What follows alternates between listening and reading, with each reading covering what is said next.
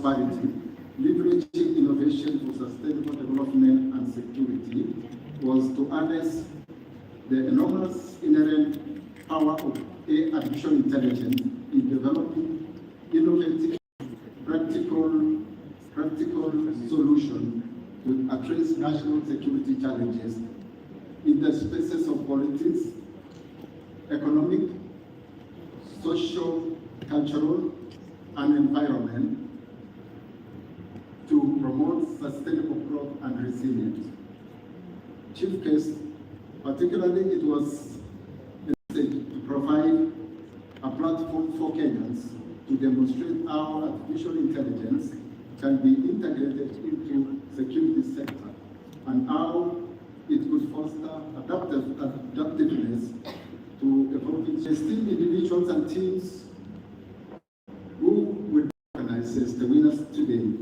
We congratulate on your outstanding achievements and performance and for setting high standards for innovation.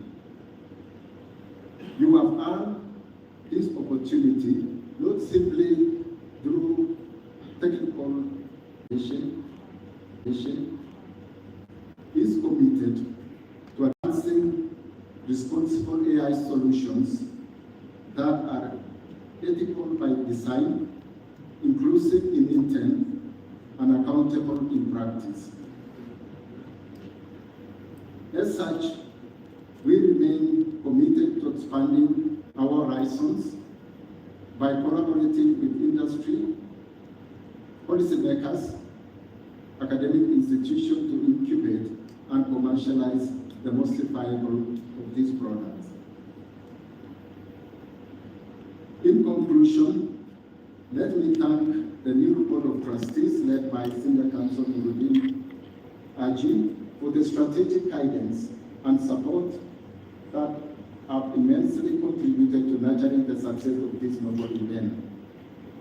I would also like to extend sincere gratitude to the various industry players and academic institutions, and in this case I would like to mention the Third Commanding University of Technology, represented by the Vice Chancellor today here, Professor Stanley, the Vice Chancellor of Niru University,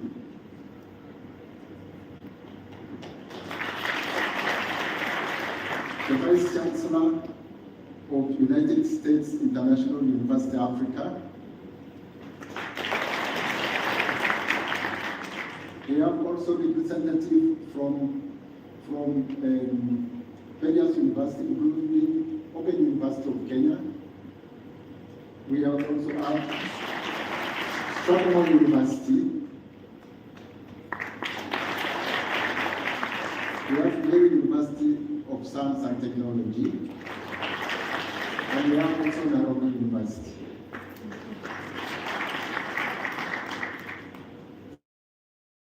So, with their support was very instrumental in the process and the journey we have made together. And with that, I would like to take this opportunity to welcome you to this event and by extension, the National Intelligence and Research University. And I thank you all and may God bless you.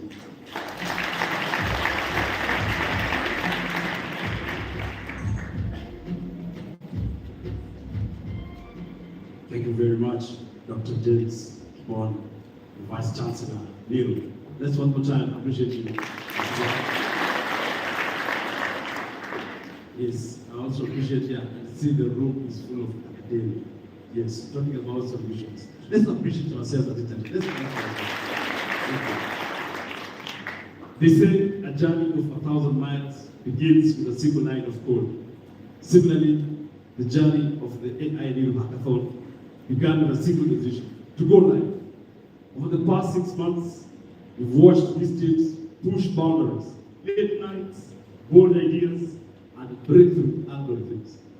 Before we celebrate the outcomes, how about we reflect on the journey? If the video you watched at the beginning was a trailer, now this is the movie. Welcome, ladies and gentlemen.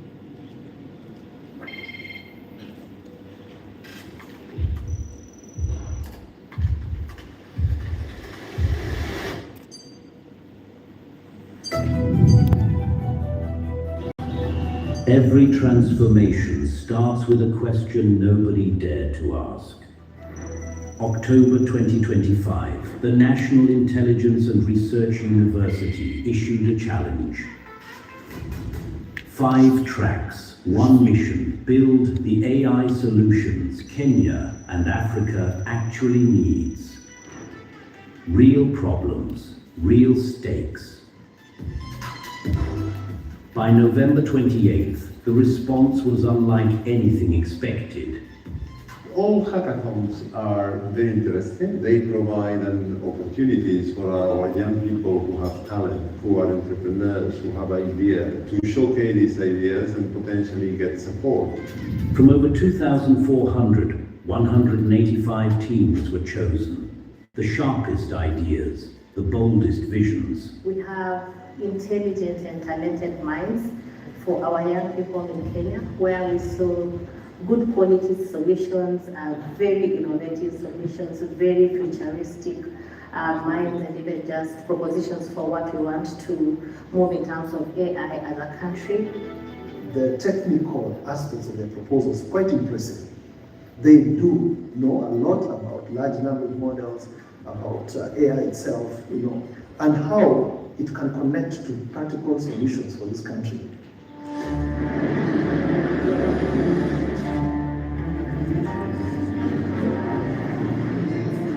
Two days, one goal. Transform raw ideas into real, working minimum viable products. Technical mentorship. Ethical AI guidance. Commercialization pathways. Industry experts from Kenya's top universities and leading companies all in the room.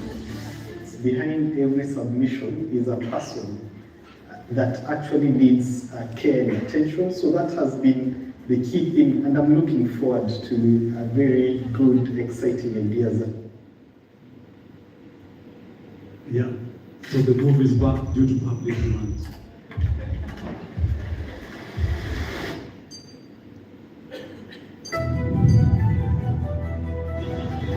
Every transformation starts with a question nobody dared to ask. October 2025, the National Intelligence and Research University issued a challenge.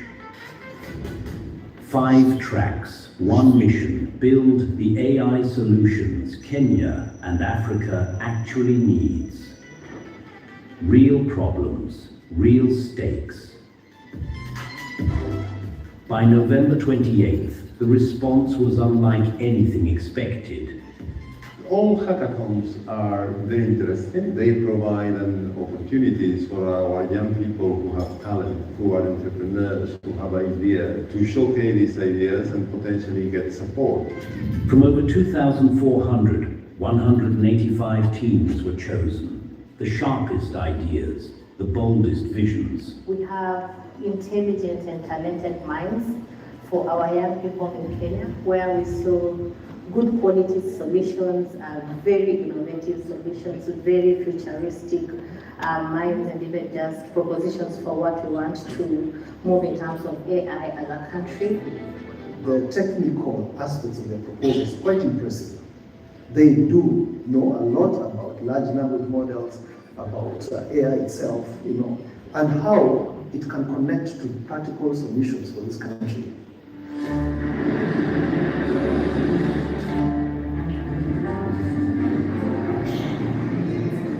Two days, one goal. Transform raw ideas into real, working minimum viable products.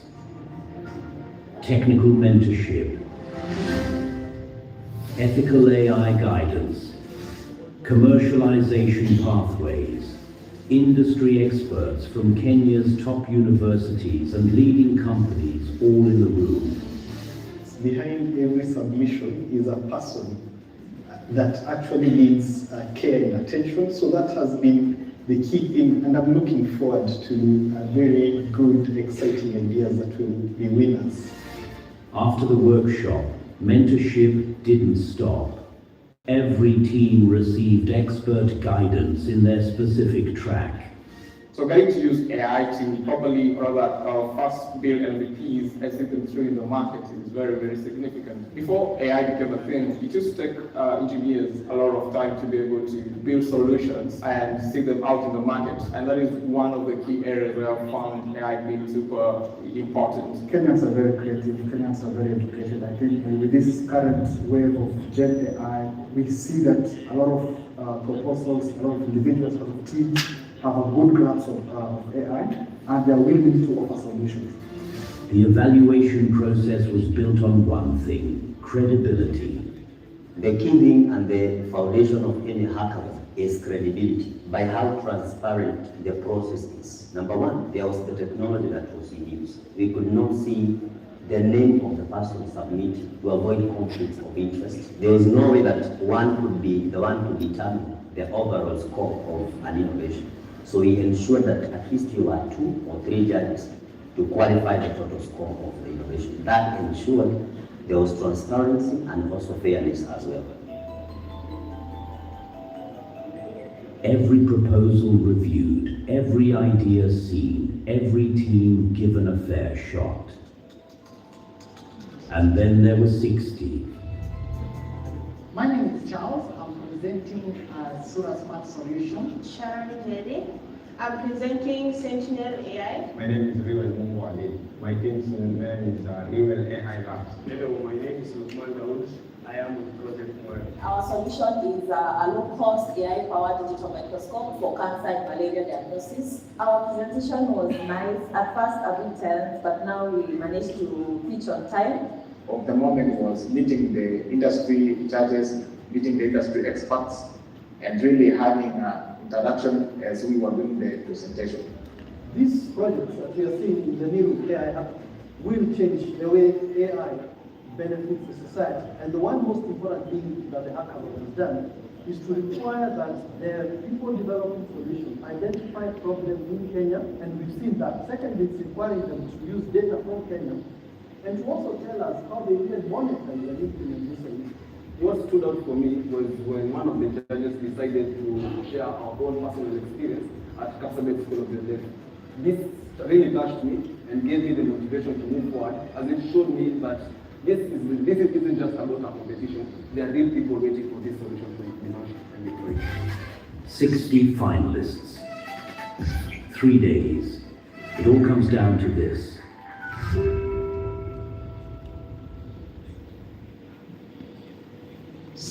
finalists. 3 days. 60 finalists. 3 days. And it all comes down to this. One more time, let's appreciate all our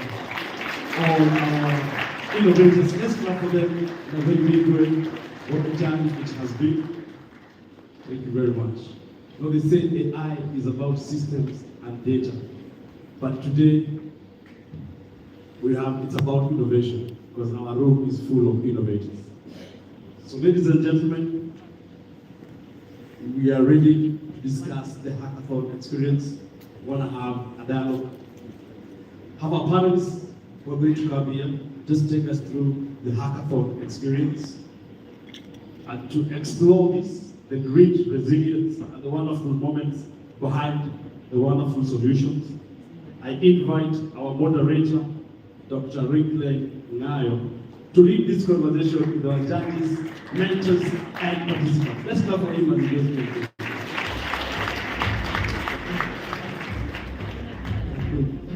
Thank you very much, MC. Our chief guest, I humbly ask that I stand with the existing established protocols to usher in this segment where we get to have for the first time the judges, the innovators, and the mentors to speak about their experience and their journey and how it has been for them from the very first day to this particular day, so that we can really have a sense of what this hackathon has been and what is distinctively unique about this hackathon. And to do this, I have a set of panelists that I want to invite on stage.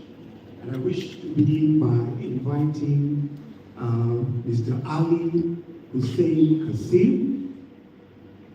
Our chief guest, sir, Kasim is the FinTech chairman of the FinTech Alliance and Association in Kenya. He's also the chairman of the Kenya ICT Action Network and the vice chairman of the Eastern African region of the African FinTech Network. He brings a wide experience on FinTech technology, both nationally and in the continent, and considers himself as a Pan-African techie. Karibu sana, Chairman. Our second panelist is Juliana Rotich. Juliana Rotich is a FinTech leader and a technology entrepreneur. Juliana is known as a consultant and an advisor. She's also a board member with more than 2 decades years of experience, particularly on the domestic and international market. And her personal mantra is on how to build impactful technology, fix problems, and help others. Very much welcome, Juliana. Our third panelist is Brandon Opere. Brandon is an AI research engineer and the founder of the Tech Ops Hub. He's also an AI product and technology company operator, and what's deeply rooted in engineering and scaling product-grade AI system with a strong emphasis on system design, reliability, and real-world deployment. Karibu sana, Brandon. Our third panelist is Dr. Sue Tekla. Tekla is the Director, Science Park Innovation and Incubation Center of Masindo Muliro University of Science and Technology. She holds a postdoctorate in trauma and emergency medicine. And she is also a certified Chief International Innovation Expert by Russian Federation and International SDG Olympiad Judge and Mentor. Karibu sana daktari. Our fourth panelist and judge is Mr. Gishugi John. John is a cyber defense and a cyber operations trainer and operator. He has worked for the Kenyan government in the IC. He's also worked for the AU and the UN, and is currently supporting the EU and NATO with the current cyber problems from China, Russia, and DPRK.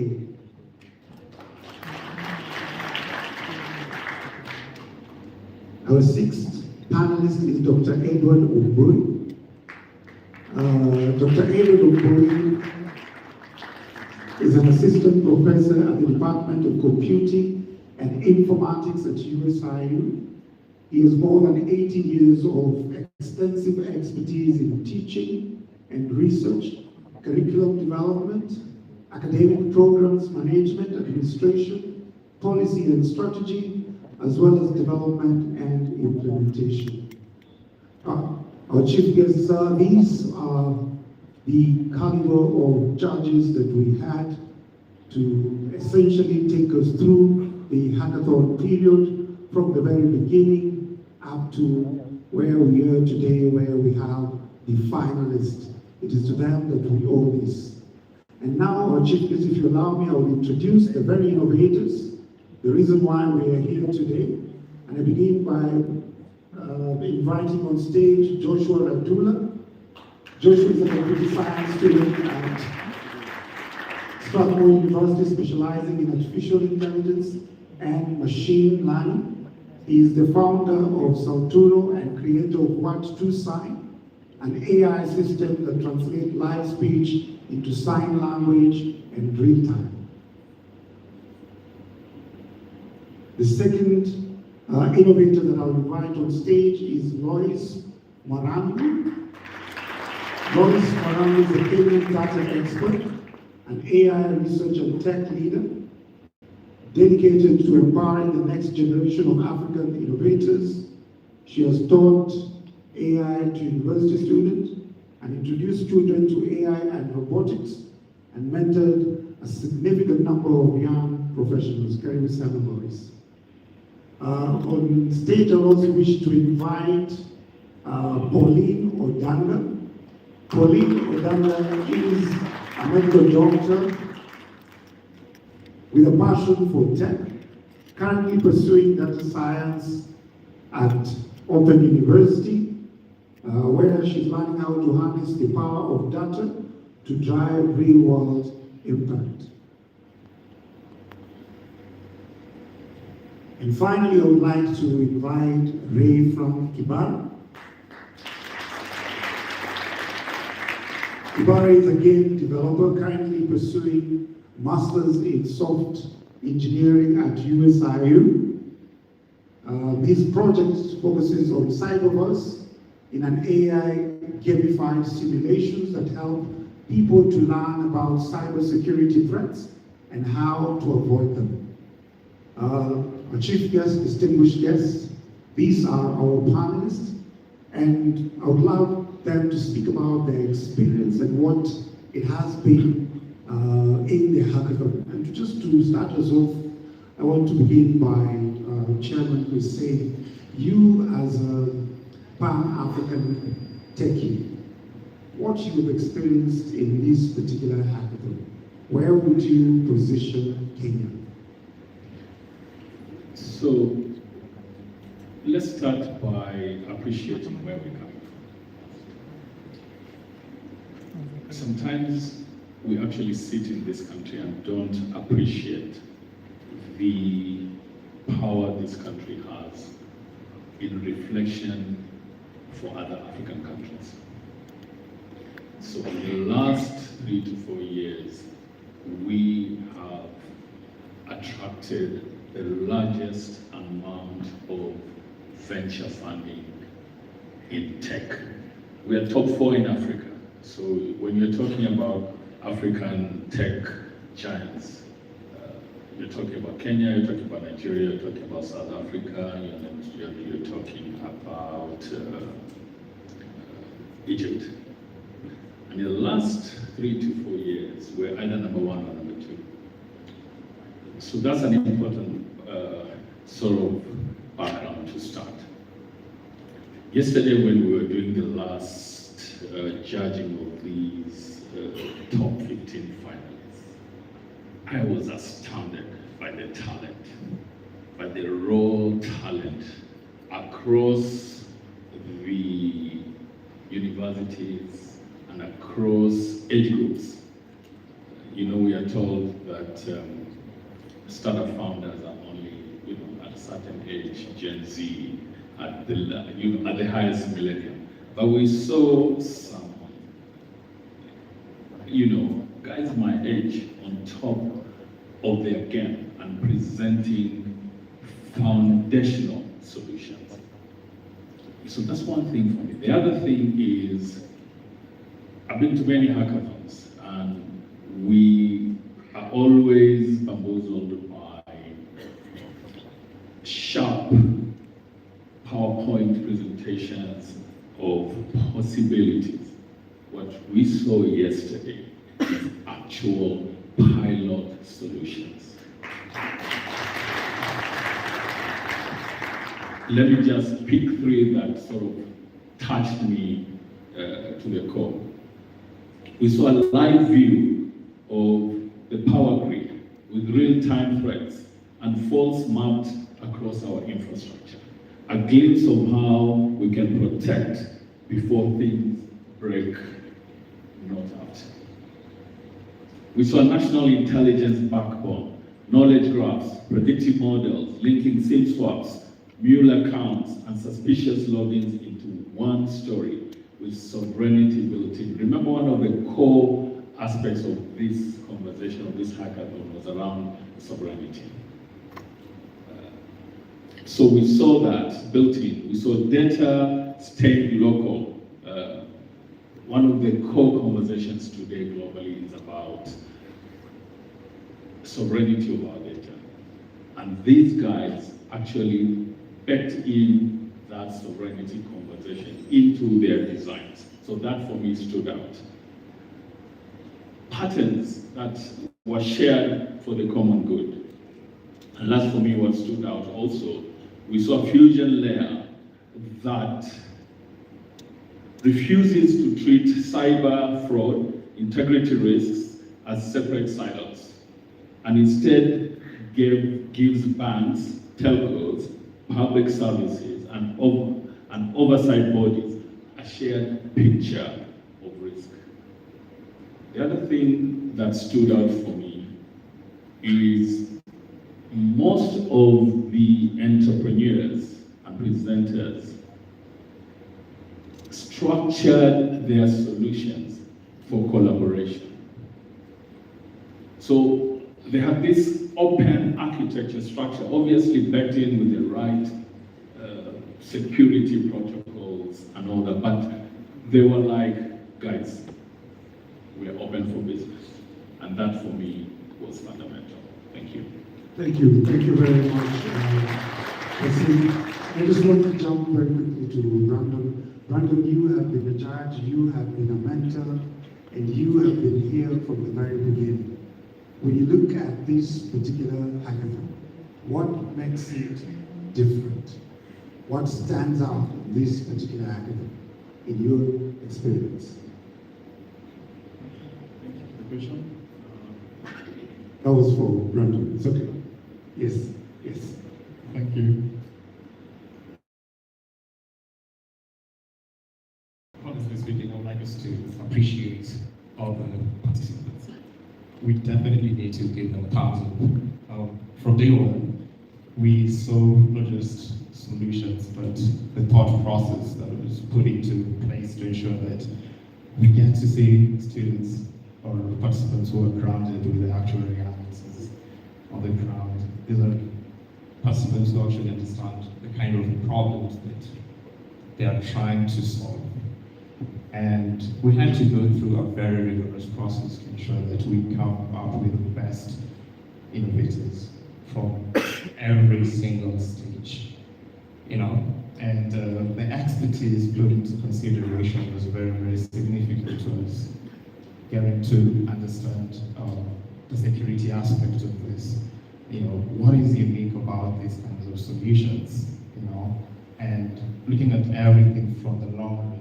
What is the expectation at the end of the day? What do we look up to, So one thing that really, really stood out for me at the core was just the MVP aspect. When you talk about building, or rather thinking through solutions, we also have to teach out, can you be able to really, really build it from scratch using the local available resources that you have around? And can you be able to properly present it in the most simplest way possible?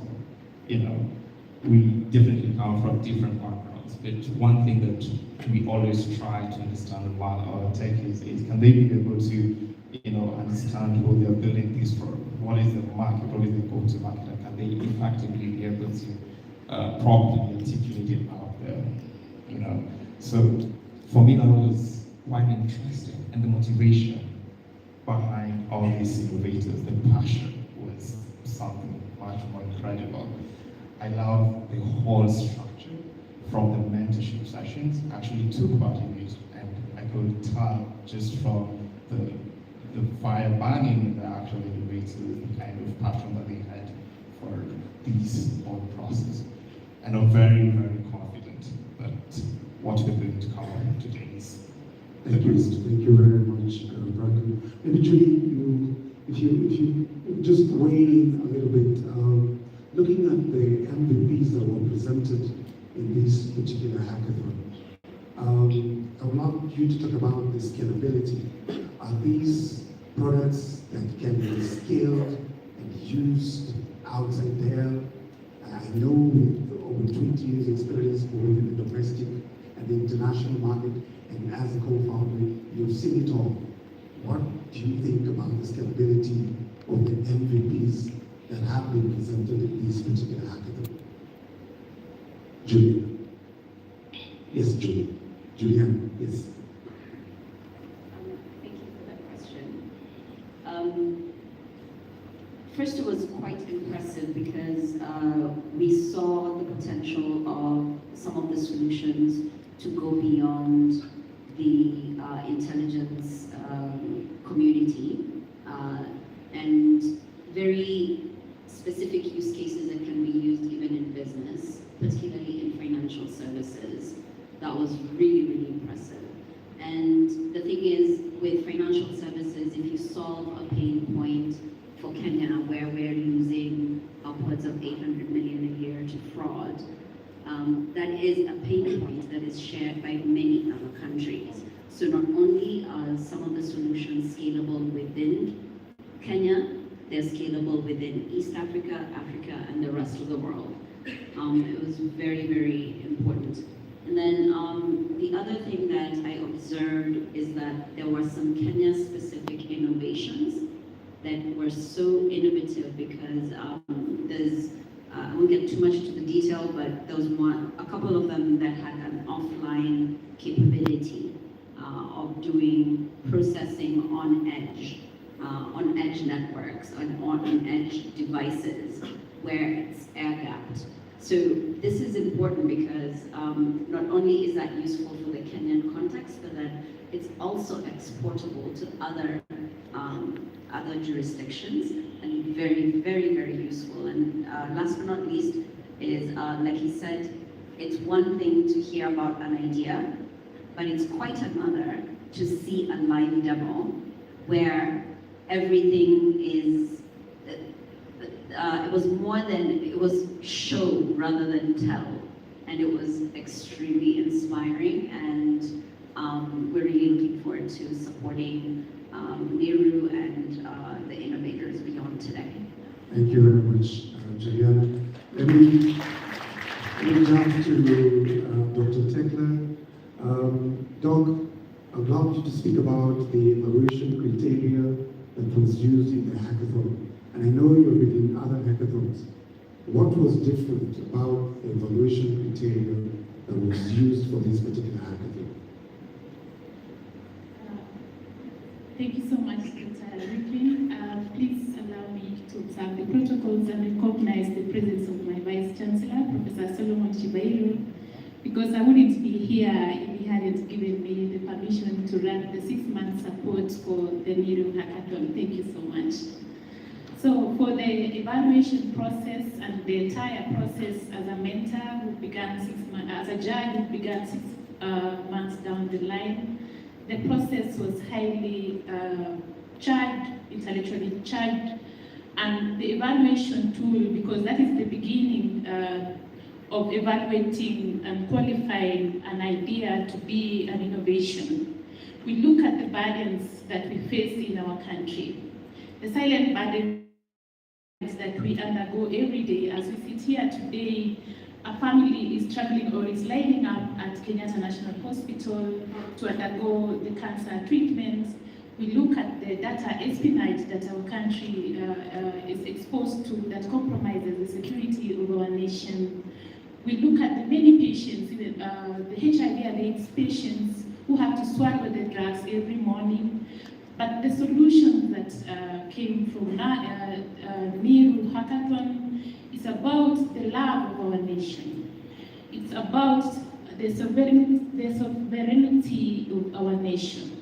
And the process that was in the tool was quite thorough because it incorporated the triple helix model. Having participated in the international platforms where we ran the evaluation of the innovation processes, I was so impressed to see the evaluation tool that was Kenyan made, where the model, the helix model, incorporated the government judges, the judges from the academia, and the judges from other platforms. So it was quite unique, and it was an innovation on its own.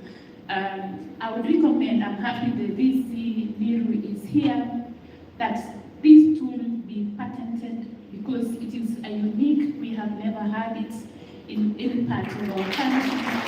So talking about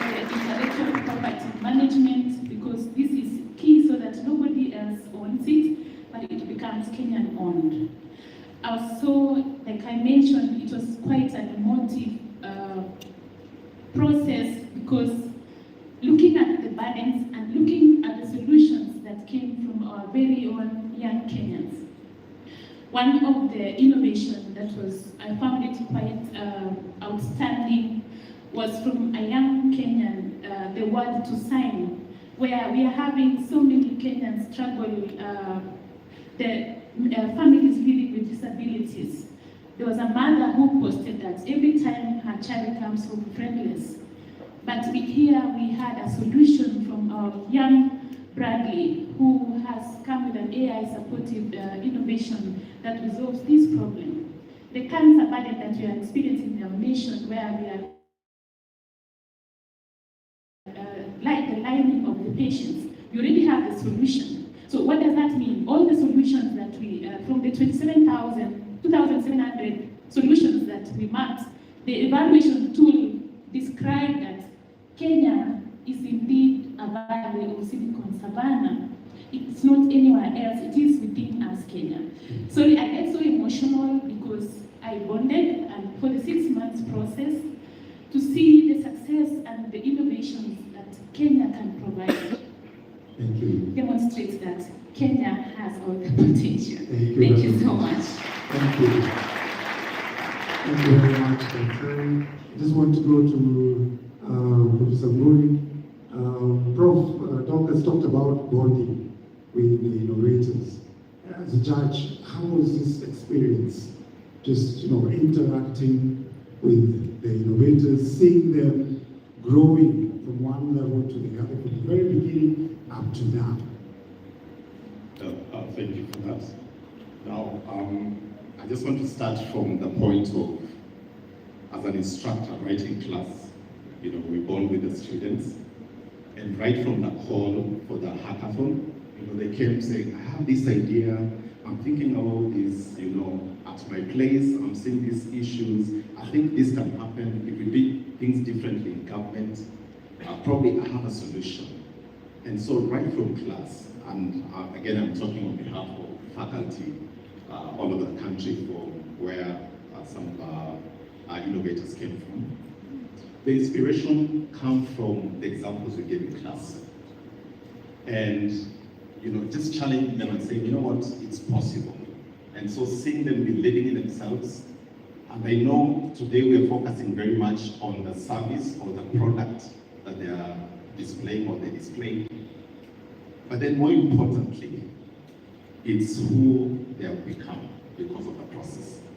And to us, we celebrate every time as we bonded with them, seeing how at the beginning they were very nervous, eventually moving into believing themselves and actually coming up with solutions, and going beyond just what is taught in class and trying to see how this fits into the industry. And that was really, really powerful.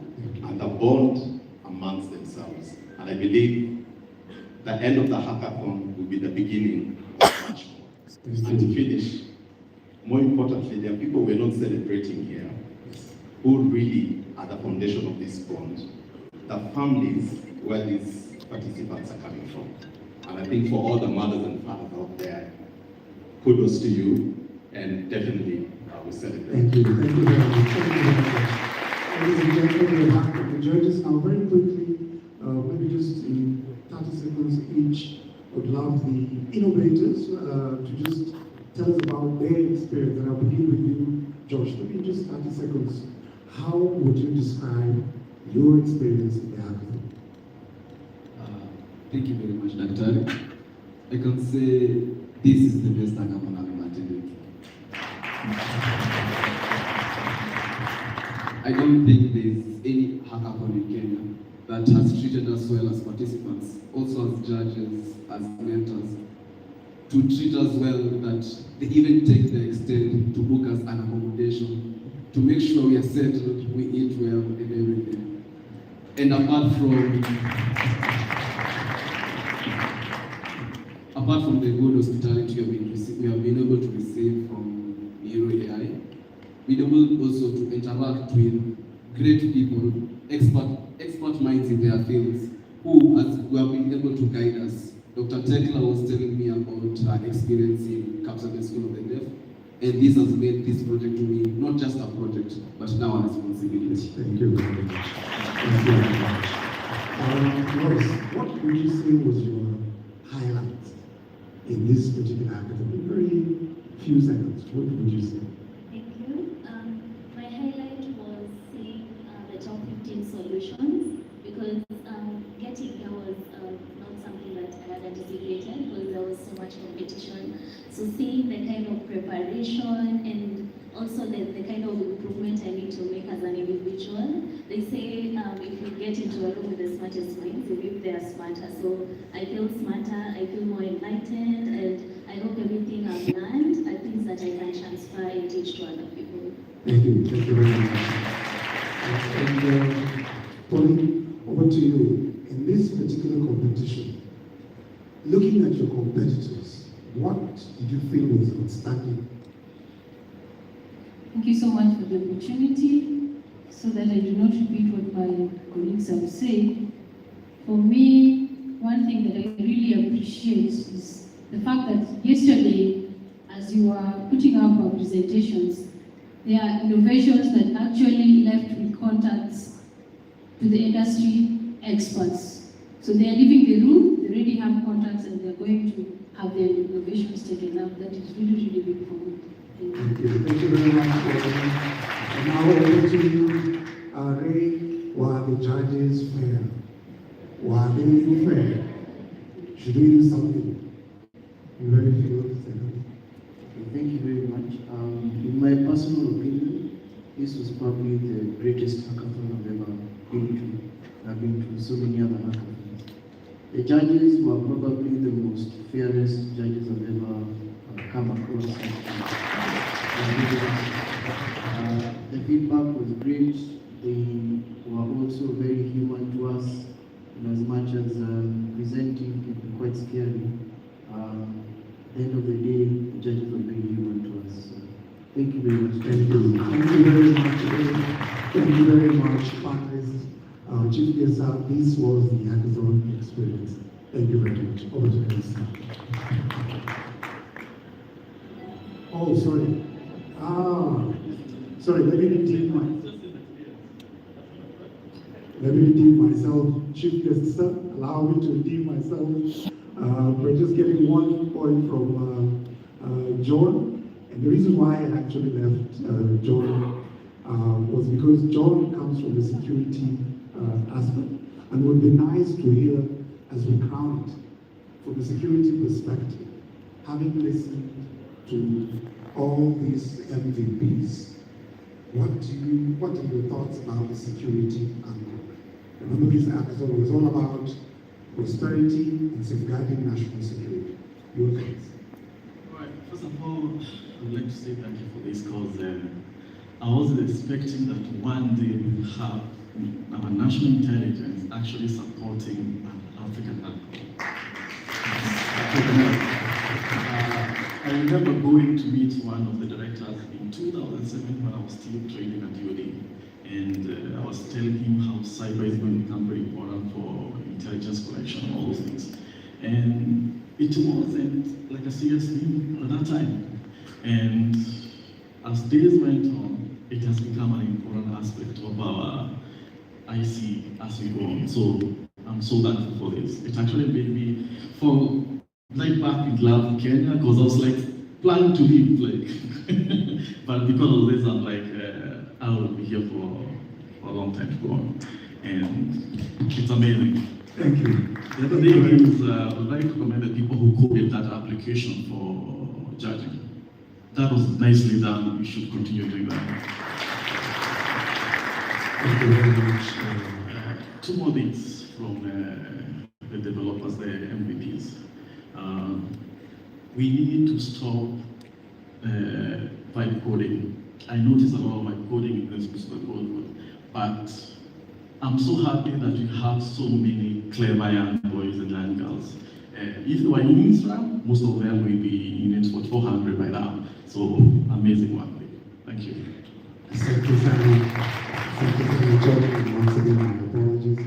Our chief guests, thank you very much. These are the men and women who have been a part of the Hackathon channel speaking to us about the experience. Thank you very much. Thank you, panelists. Over back to the MC. Thank you very much, distinguished guests. Let's appreciate all our panelists. Let's appreciate all our panelists. Yes. Thank you very much for your wonderful insights. Let's also appreciate the moderator, Dr. Rickland, also for taking us through. Let's clap for him, please. Wonderful. So as we transition to the next bit, I'm just preparing you for our next speaker. Ladies and gentlemen,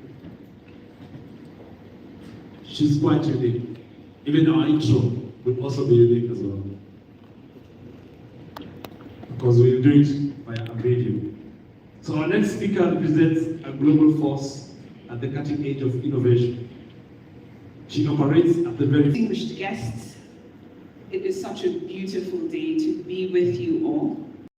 On my protocols, Justice Lebanon, distinguished Honorable Murkomen, CS, Professor Shamkat, Abdul Razak, and Senior Counsel Director General of NIS. What a privilege it is to be with you all, distinguished guests, judges, Vice Chancellors, secretly my favorite people in the room. Do you know why? Because they're the ones creating the talent that will transform the region. I'm going to do 3 things today. I'm going to start with an exhortation to my hackers on applications of AI. I'll be a Googler for a few minutes, and then I'll be a Kenyan. So I'll be a techie, I'll be a Googler, then I will be a Kenyan. I'll begin with my exhortation to the hackers and the software engineers. This will be an interactive presentation for what it's worth. Every QR code will take you on an adventure, so feel free to interact. I don't mind if you take out your phone, but this first part, no phone is involved. I'll begin with my words to the creators, the builders in the room. And this will be interactive, so feel free to raise your hands, smile, snap your fingers, I will not mind. Ladies and gentlemen, today's demos, projects, hacks have demonstrated one thing to me, and it's hopefully something that you all knew as well. How many of you feel that the future is already here? How many of you feel that the talent is in the room and in this country? What an exciting time to be alive. I want to begin by sharing, given that I have run the world and then come back home. I'm so excited to see that we have the skills in the room. We are just as competitive, we have the same know-how, we have the same abilities as what I saw in Silicon Valley, as what I see in Bangalore. We have what it takes to change the world. But to succeed and to succeed greatly, and I do this part whenever I speak because I want to see our solutions win. I want to give you my cheat code from the last decade in Silicon Valley and 18 years trying to figure out this industry around the world. So this first part is dedicated to the builders in the room. I want you to succeed, and to do that, I'm going to leave you with 3 pieces of advice as you leave this room. The first, I want to challenge you to think bigger than you've ever been taught to think. Many people will encourage you to start small, start where you are, but do not think small. I know we're excited that we've built for Kenya, from Kenya, but for the solutions you build, whether it's this one's tied to this hackathon, or the ones you build in your projects in school, or the ones you take out into your startups, start with what you have, start with what you observe in your ecosystem, but do not think small. Please think in terms of systems, think in terms of platforms, think in terms of solutions that can scale beyond Kenya, beyond our continent, and beyond our world. Technology has removed the borders of access, and scalability is the most important thing. I'm going to harp on this because one, I'm going to offer money at the end of my presentation as well, in addition to the Niru Hackathon money. But the reason I challenge you to think with scale is because money flows where their potential for impact is visible. The venture capital funds, the philanthropic funds, all the money that you require will come on the other side of you telling a story of impact. So please tell stories that show your scalability and that show your potential for impact. I want your ambition to stretch. I want it to feel uncomfortable. I want it to be bigger than anything you've ever been taught to think, because that's where real impact begins. The second thing I want to ask you all to do is to learn to ask. Learn to ask. Learn to ask for your opportunity. Learn to ask for that meeting. Learn to ask for that connection. And so I'm going to give you homework in the room. Please take out your phone, and I want you all to do this. I want you all to do this because I observed and talked to many of you, and it's a skill you will need if you are to get the money that you need to scale your businesses.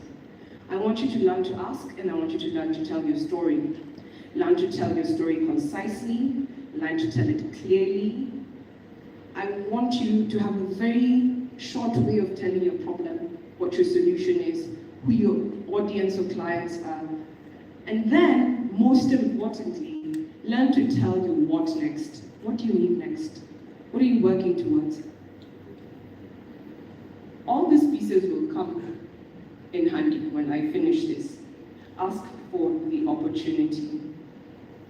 Lead with the value you can create for that person, but learn to tell your story. So here's your homework. As you leave this room, and I'm saying this because I'm an engineer, and I know how some of us engineers are, talking is not easy sometimes. So write your story. Write a story and then practice it. Learn to say it in 60 seconds. Learn the 5-minute edition, but have your story handy. Because you never know where you'll meet someone from the industry who is able to take your dream and turn it into reality. And then lastly and most importantly, build a comfortable relationship with getting no. Just learn to hear no, learn to get rejected. Because building new things, building transformative things is hard, it's tricky. You'll face doubt to outlast the no's. Those of you who were here when I did the mentor story, remember how I applied 23 times to get into Google over 6 years. People see my resume, they're like, oh, it's so easy. No, it's not. I ask and I get no, and I get no, and I get no again, and eventually I get a yes. Your success is often on the other side of very many no's. So be comfortable with hearing no. Be comfortable with trying again. Be comfortable with learning in public. Be comfortable with public embarrassment. Be comfortable with trying, failing, and trying again. Be comfortable with standing back up when you fall. And trust that failure is not final, that redirection comes from rejection, and that you can rebuild. So, keep standing. Rush towards your rejection. One of my favorite Instagram philosophers once said, how excited would you be to try if you knew your success, your greatest success, would come on your 93rd try? How excited would you be to try?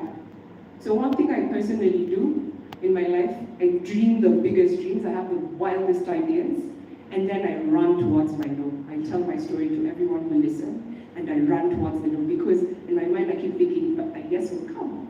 A yes will come at the 100th try or the 93rd try. So I want you to not be discouraged when you hear your no. It doesn't mean you stop, it means you keep going. So in closing, for my engineers, I want you to think bigger than feels safe. I want you to ask for more than feels comfortable. And I want you to outlast your rejections.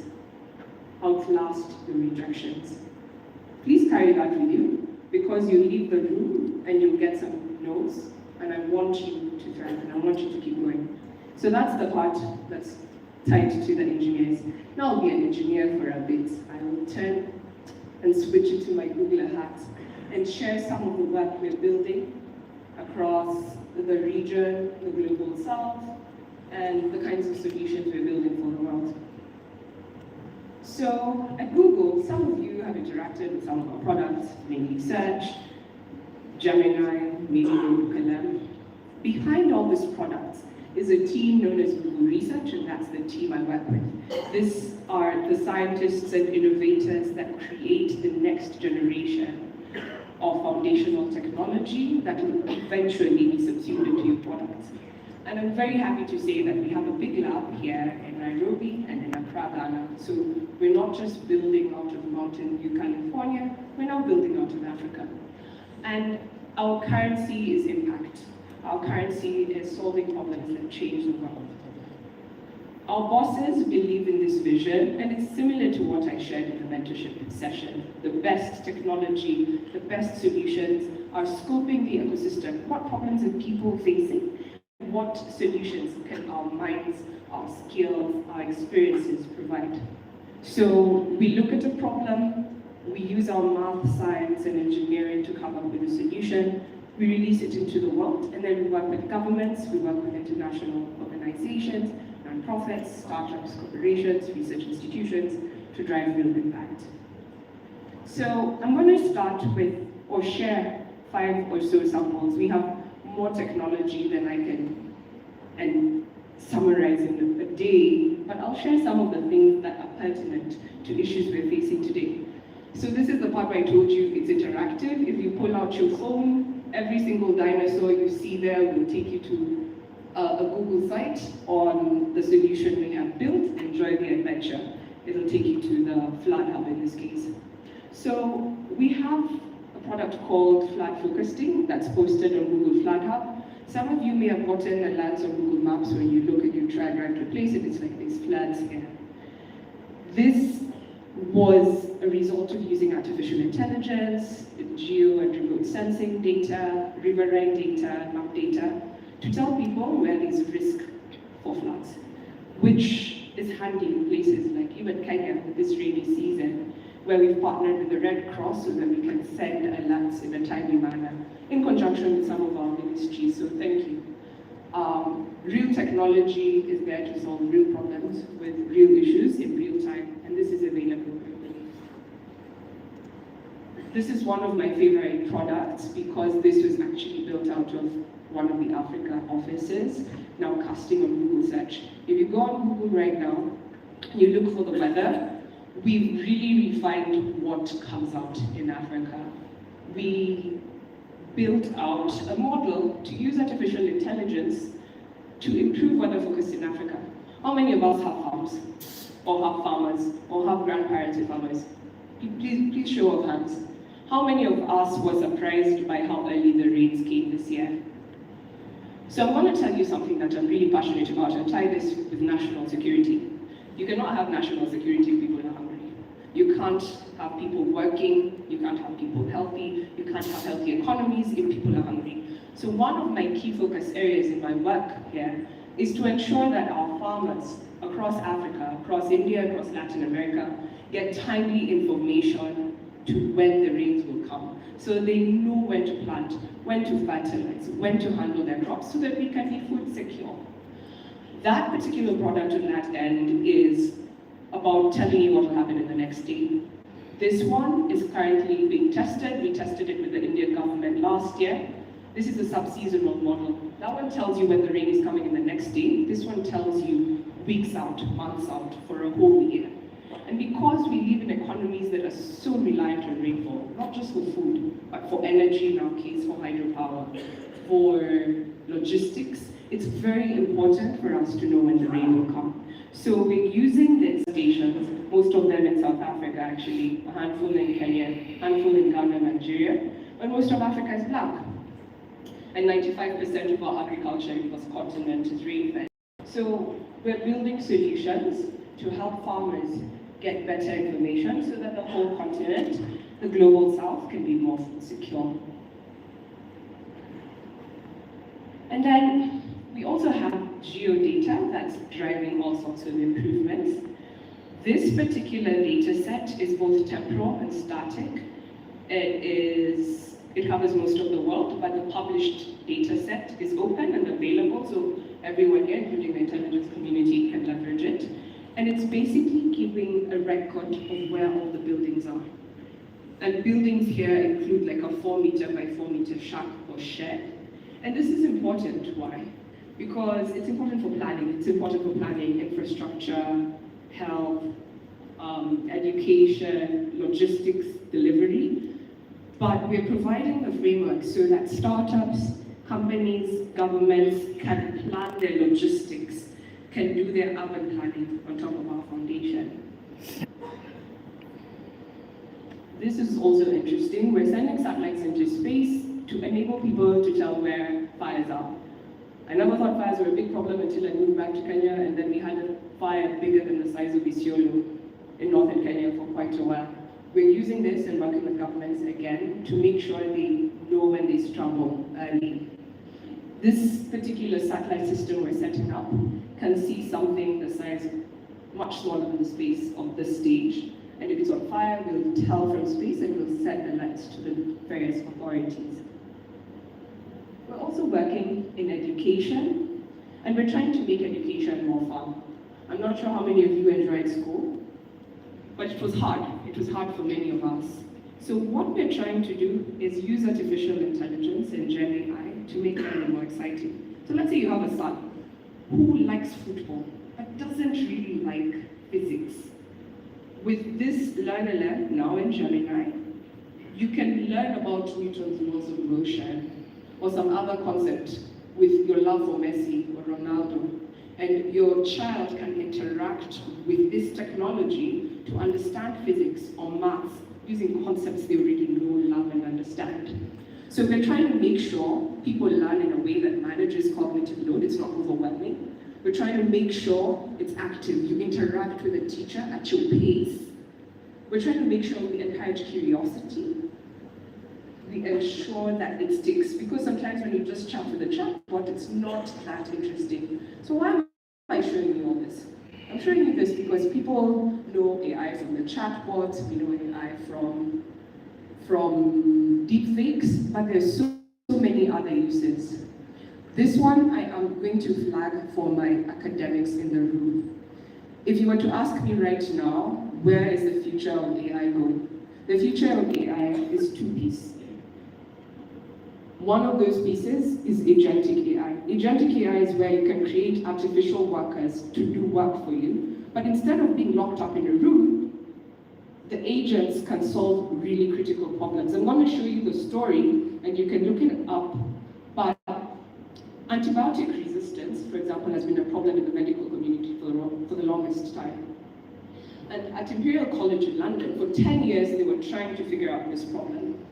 And they had labs, they were just about to publish their paper, and with this research agents, Google cracked what they did in 10 years, in 2 days. So I'm really excited to bring agentic research to our academic community, because there's problems we've been trying to figure out for decades that AI is helping professors and researchers cloak in a much shorter time. I want to read our entire medical history and be very, very bored and tired. Every time you have a new problem, you have to say all your problems. I started having a headache in 2003, and then I did this, and this was my blood work. This is painful, this is messy, and it's hard to get healthcare if you're not able to keep your records in one place. So this is a developer tool where developers can create solutions for their hospitals, their health systems, where everything is already prepackaged in a way that meets global health standards from the very beginning. And this is being leveraged in Kenya, in Bangladesh, in India, and around the world. So it's getting easier to build solutions, and my challenge to you remains the same as the one I shared earlier, to remain curious about all the new tech in the market, because things are moving so quickly.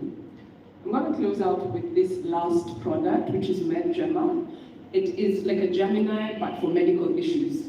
We can use it for tumor samples, we can use it for medical imaging, for x-rays, different diagnoses, for communication. So your doctor can have a helper in the room. It's like having the best experts tell you what's going on at your fingertips. And we're piloting this with a number of hospitals, including in Africa, to ensure that our exposure to expertise is maximized. A couple of governments have already signed on to bring in the technology to help their doctors diagnose faster. Malaysia is one of our key counterparties here, but the future is open, and I'm so glad to see that there's a couple of big hospitals and hospital chains in Kenya already leveraging some of these to accelerate diagnosis in Kenya. I'm going to close with something that ties into what I started with. So we currently have 2 impact challenges going on as Google, and I look forward to seeing Kenyan names in the list. I've met a couple of you in the ecosystem at prior hackathons and developer events, and the last time I met you, we were launching one for the health one, and since I last met you, we disbursed over $2 million, close to 300 million Kenya shillings, to various developers in East Africa and South Africa to solve AI problems. So I have 2 right now. This one's closing in 2 days, and that one's closing in 2 weeks. But if you have solutions, including the solutions you've built in this hackathon, that you want to scale, I'd like you to look this up, and I want to see your applications in the room, because this money goes a really long way. To the academia in the room right now, that first one is heavily geared towards the research community. We want to accelerate the ecosystem. We want the solutions to be homegrown and relevant. Please apply. Now, I'm going to close out as a Kenyan. Oh, but firstly, I have a puzzle. I had the hackers in the room. So I've given you my email address, but you need to decode it. Use your skills. If you find me, I will help you with your application, but you need to decode that. Lastly, I'm going to speak as a Kenyan. Senior Counsel Director General, Professor Shalkante, Vice Chancellor Kibo, you all are visionary, and I respect it. But as a Kenyan looking at the ecosystem, one thing I observe in many of these hackathons is that we need to support them beyond the hackathon. We need to create zero cost to the government pathways for our startups to get better access to funding, to investments, because Silicon Valley isn't rushing to save us.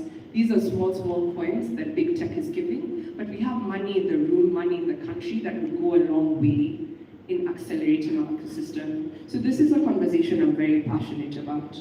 Are there ways we can direct our banks, our pension funds, other local investments? Can they be incentivized to provide additional capital for our ecosystem? I actually have a plan. So if you want to hear the plan, find me at the back of the tent. I'm happy to share. But it is my hope that as leaders and policymakers, we can create policies that incentivize the skills, as you can see, there's new jobs coming in, and it's my hope. Oh, sorry. Yes, please clap. Thank you. It is my hope that AI is a double-edged sword, but it is my hope that as this country, as this nation, we will use the good side of AI to increase solutions, to increase employment, to increase economic prosperity. And builders, I am rooting for you. Tag me, at me on LinkedIn. I will amplify your good work, and I will make sure your stories get heard. Thank you, ladies and gentlemen. It's been a pleasure.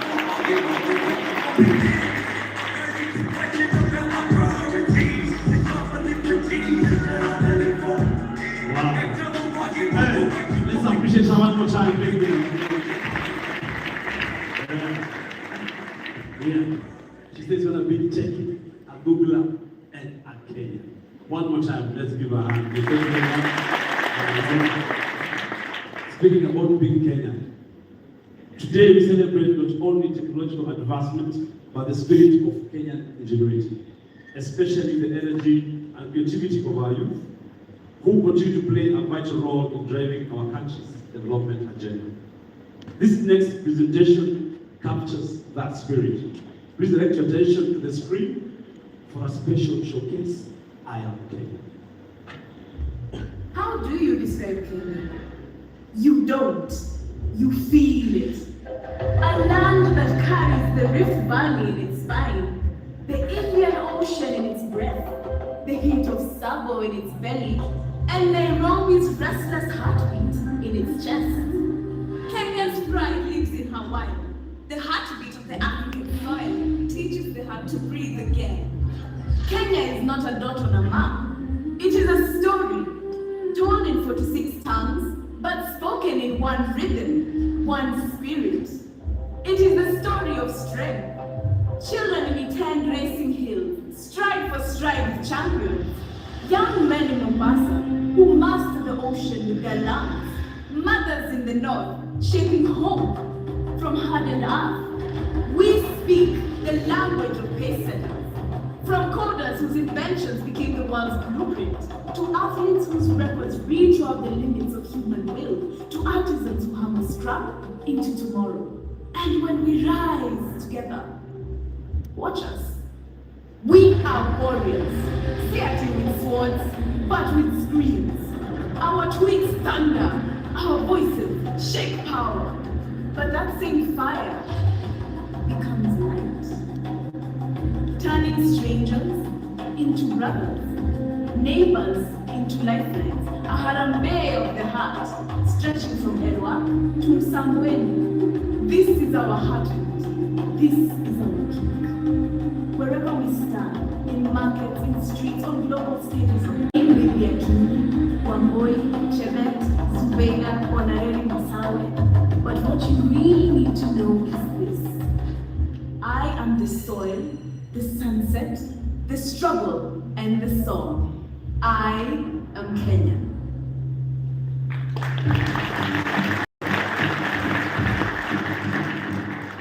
I am Kenyan. As we now transition in line with protocol, we move into a key segment of distinguished leadership remarks.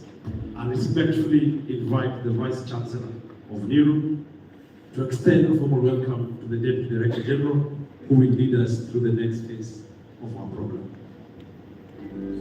Welcome.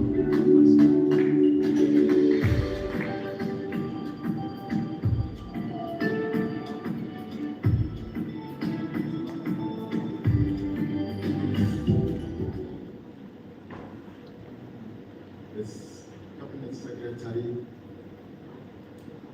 Minister of Interior, for Interior and National Administration, Honorable Murkomen, the Director General, National Intelligence Service, Senior Counsel, Noor Haji, the State Department for Research, Science and Innovation, Professor Shaukat Abdul-Razak,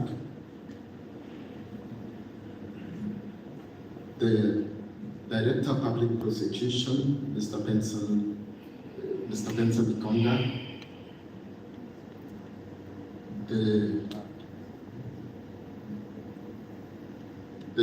Judge of the Supreme Court, the Mr. Justice Isaac Lenaola. It's now my distinct privilege and honor to welcome Mrs. Agnes Shikuku, the Deputy Director General of the National Intelligence Service, and which is our esteemed sponsor, to carry on with the second phase of this program. Distinguished guests, ladies and gentlemen, let us welcome Madam Shikuku.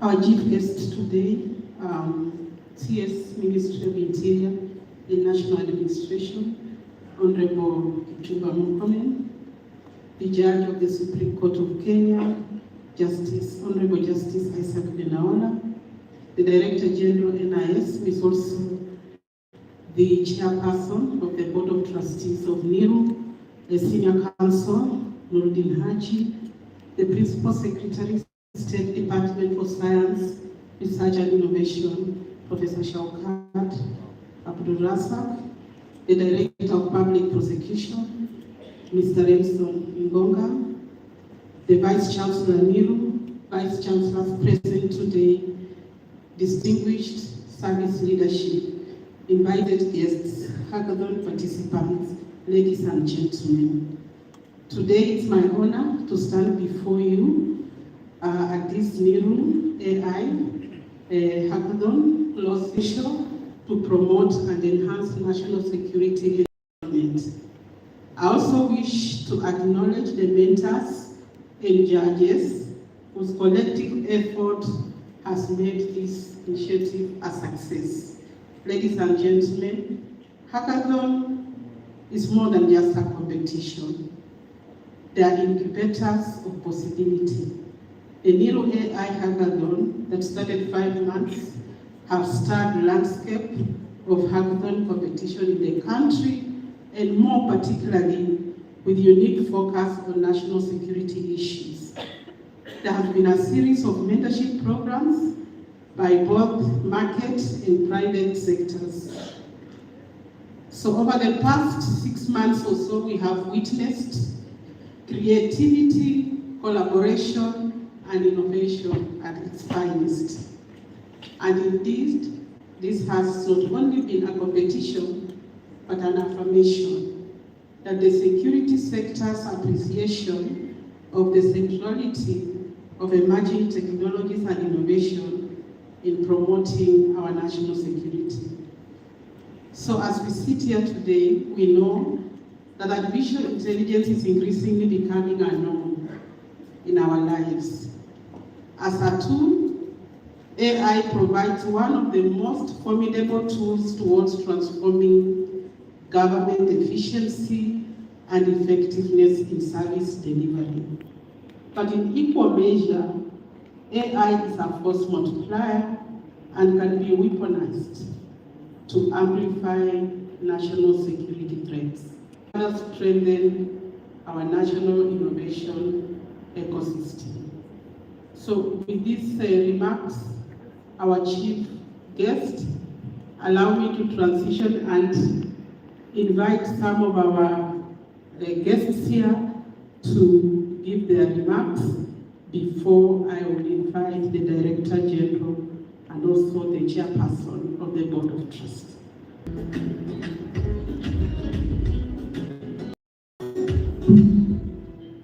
Thank you very much, Madam Agnes.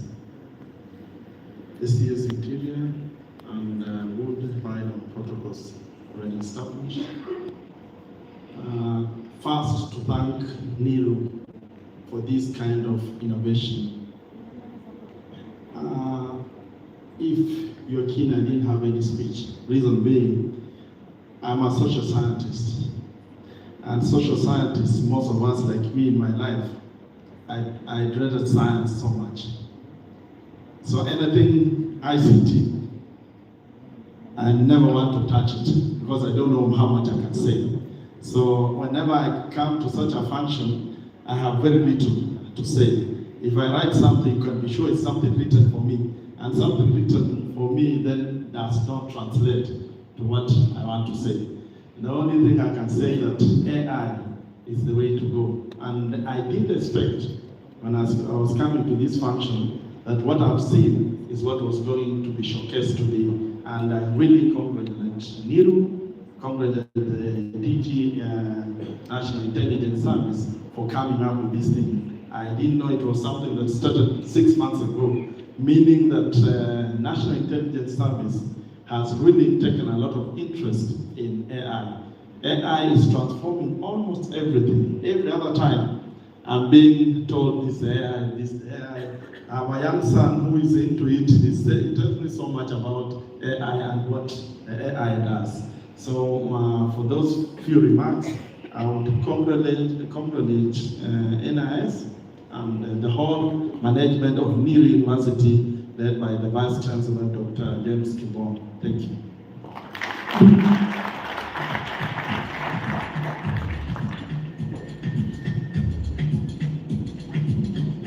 Thank you very much. I will now invite the Principal Secretary, Professor Shaukat.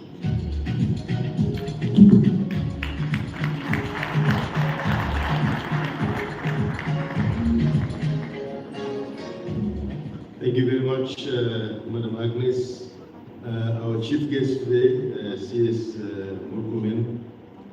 Let me also stand the DG of NIS and all the colleagues who are here. I stand on the established protocols. Mine is also going to be very brief. I would like to take the opportunity to really congratulate the Vice Chancellor and the leadership of this great university for this initiative of coming up with this AI hackathon. I witnessed an event when we were launching this, and very impressed with the numbers that were shown to us in terms of interest. CS, this is an area, I'm just coming back from PSA's forum this morning, and one of the things that I was talking about is exactly this. How can we be able to leapfrog this country so that we are on that trajectory of moving to the Singapore way, so to speak. And if you really want us to be at that level, then we must be able to embrace science, technology, and most importantly, innovation. Last week, CS, I was, not last week actually, 2 days ago, I was in Kigali giving another keynote address on AI in the social economic front, so to speak. And I was telling people that this is a sector that by 2030 globally is going to contribute into almost 15 trillion US dollars. And again, if you look at Africa in general, the contribution would be almost $1 trillion as well. The question is, where are we? I'm glad to state that in the country, we have what it takes. We have demonstrated very clearly. We have the relevant frameworks. We have now State Department of Science, Research and Innovation. The only thing CS now, our appeal is to fund this sector. At the moment, we are doing 0.8% of the GDP in the sector. I have met that request to move us to 2% as stipulated in Science, Technology and Innovation Act. And I'm very pleased and glad that His Excellency, thank you, His Excellency the President is very committed to see that we can be able to put the resources. Again, because it's not just about what we've just seen here. We must be able to take this to the next level. That's why research to commercialization, innovation to commercialization is very, very critical. I think AI, CS, distinguished colleagues who are here, is not about machine, really. AI is transforming economies, it is empowering people, and is also securing the country as well. So all these reasons, we need to ensure that we can fund that space, and we can be able to build synergies, collaboration, and cooperation. Lastly, I'm glad my sister Lona for the excellent presentation that you've given. The Vice Chancellors who are here have always advocated in creating clusters so that we can break the silos and build the synergies, collaboration, and cooperation. If we can be able to do that, in my opinion, we can be able to reach Singapore faster than we can imagine. Thank you very much, and congratulations once again.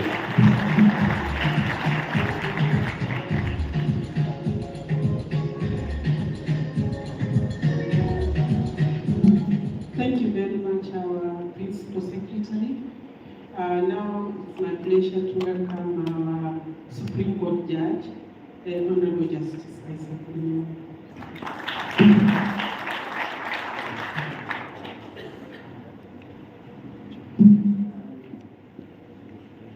CS, DG, Vice Chancellor, distinguished ladies and gentlemen, let me congratulate Niru for this wonderful innovation. But I thought that the Deputy Director would have introduced me as her classmate, so that you can see we have come from very far. I speak in two capacities. Not as a judge now. I chair the Judiciary ICMS committee, which is the committee that is leading judiciary in terms of uptake in technology. And I've done this for the last 6 years, and I learn every day, as I did this morning. I also speak as chair of the National Council on the Administration of Justice Committee on ICT. Again, that committee brings together all the justice actors in discussing how they can update technology in their systems. And the Honorable CS just last month, I led a delegation to a little country called Estonia in the Baltics. Estonia has a population of 1.3 million people, but it is the world's leading e-justice destination. So we in Kenya, through innovations such as this one, have an opportunity to be, as we are saying, the Silicon Valley of Africa, and also Konza Technopolis. You understand what I'm talking about. When I received a letter from the DG 2 days ago, he asked me to speak to this subject, AI for national security and prosperity, and I thought I should indeed speak to that subject in the 10 minutes I was given. There is no doubt, as Lorna and others who are techies are telling us, that AI is indeed one of the most transformative technologies of this century. Its impact on national security can never be ignored because it has the potential to improve national security, drive economic growth, and improve governance. But we in the judiciary, for example, are struggling with responsible use of AI to ensure that its benefits are maximized while minimizing risks. A lot of you would know that we have examples, including in Kenya, where hallucinations have entered our judgments. Just recently, the Kenyan Court of Appeal suffered a very interesting error. A lawyer, in filing submissions, and I'm glad the CS is a lawyer so he knows what I'm talking about. A lawyer filed submissions, but he got a non-existent Kenyan statute into his submissions. The judges did not notice the error, but the judges, in writing their judgment, also quoted the same statute as if it exists. The result was that, thank God, it was about trademarks. When finally the judgment came, it was written based on the Kenyan Trademarks Act, not the non-existent hallucination that entered their judgment through error of counsel. You may also know of a case in Brazil where a judge called Rodriguez, who I know myself because I visited his court in Brazil 2 years ago, gave his assistant a draft judgment to write. The assistant rushed into AI and produced a wonderful judgment. But when these techies then used the AI tool to discover whether it was written by AI, discovered that 5 of the cases he had quoted were all fake. And the judge is now going through proceedings of disciplining him for misuse of AI. And the last story, I still have a few things to say. The last story is of a lawyer, a classmate of ours in the Agnes, in Nakuru. So they go to court in the morning, and the judge says, go and file your submissions within 7 days. You file your rejoinder within 7 days, come back for mention in 21 days. He gave his associate the file saying, do submissions. The young gentleman rushed into AI's associate in the file. Until he filed the submission. His colleague on the other side then called and said, never in my life have I seen a colleague writing such brilliant submissions in support of my client's case, not his case. So these are the risks that we suffer in the courts. Back to national security. I think we must remember that responsible use of AI in any nation's security must take into account cybersecurity questions. Kenya today, as we know, has the e-citizen platform, for example, which has all these government services. If you're not careful, one attack can collapse the entire system. Number 2, we know that in 2023, for example, Kenya faced a series of coordinated attacks that disrupted government services and financial systems, raising concerns about the resilience of our digital platforms. So the economy can very easily be hit by use of AI. So M-Pesa's National Security Exchange, banks among others under attack. Number 3, military and defense. We know that now AI supports autonomous drones, robotics, and satellite surveillance systems, as Donna has said in passing. And number 4, intelligence and surveillance.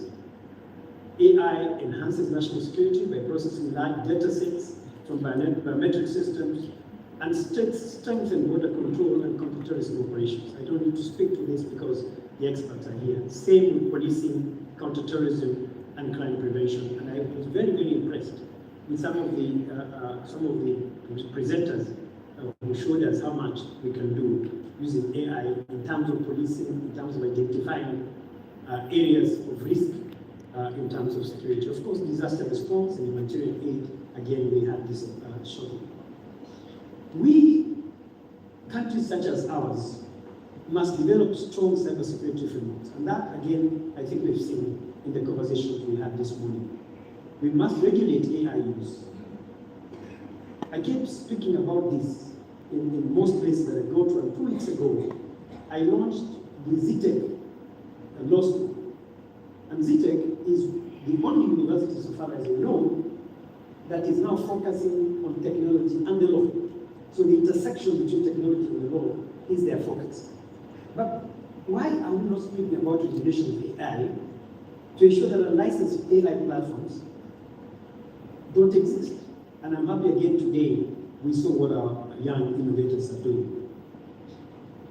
Today the CS, as we went around, kept asking, what is the source of your data? Where do you get your stuff from for you to reach these conclusions? So that secure data and digital infrastructure must continue to be a conversation we have within government and within the technological cycles that we're in. And thank you, Lon, again for speaking to detection of threats and prevention of threats. Because in a country such as ours, which is based largely on agriculture, if we do not, one of the issues we are addressing as ourselves in the judiciary is the human oversight element in terms of the work that we do. So that AI should never take over my work as a judge. Because the day we allow AI to take over the work of a judge, whose judgment is that? Is it mine or AI's? And if there are errors, who do you blame? Do you blame AI or the judge? So the human element must continue, and the human oversight must continue being a conversation that we are having. The second issue that I think is important for us to address is privacy protection. Surveillance systems must balance national security needs with citizens' rights to privacy. The vast amount of personal data processed by AI systems necessitates stringent measures to ensure confidentiality, informed consent, and responsible data usage. That conversation, again, we must continue having. I spoke about bias and fairness. Some of you may know of an AI tool developed by a court in California. But this tool was supposed to be doing simple cases, small claims, small pleas like traffic offenses, you know what we are trying to do with NTSA. But this tool was developed in a way that was biased towards blacks. So if a white person and a black person commit the same offense with the same facts at the same time in the same place, the black person will get a stiffer sentence than a white. How do we manage these AI tools so that bias and fairness are addressed? CS, we have challenges in the use of AI, and as a country we must be prepared for them. I've spoken invariably about the spread of misinformation during the electoral cycle. A lot of us may not know what will happen in 2027 because of the things we are doing with AI. I spoke the other day about an example where misinformation can disenfranchise particular areas. A member of parliament, or an aspirant for member of parliament, can decide to feed one area of his constituency with AI-generated misinformation and disinformation, and those people can't vote because they don't support it. The result is that only the area which supports it votes, and the result is that a third or quarter of the constituency is disenfranchised. How do we deal with these questions as judges when these matters come to us through election petitions? we must also keep discussing the digital divide. I come from Samburu, but I've spent 40 years in Nairobi. My understanding of AI is quite different, obviously, from what my people in the village there are. How do we ensure that the marginalized people in our society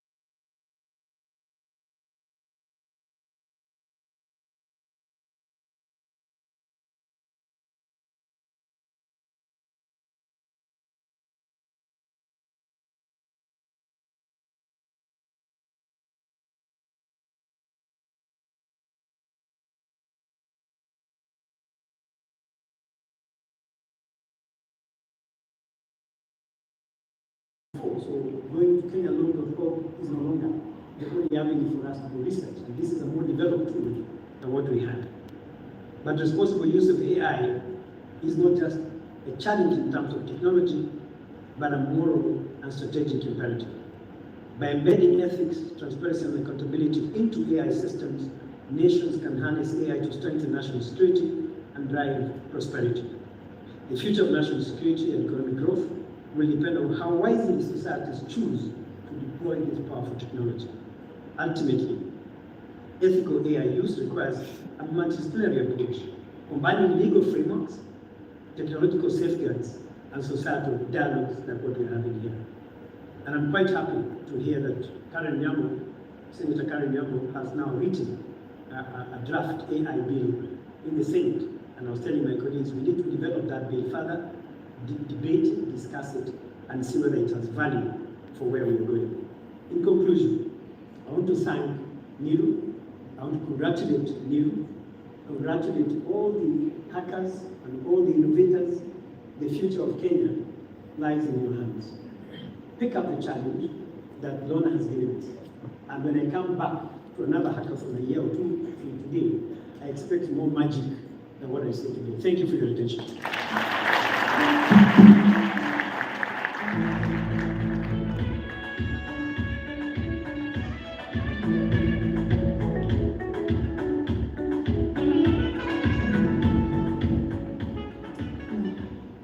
Thank you very much, our Supreme Court Judge, Justice Linaola.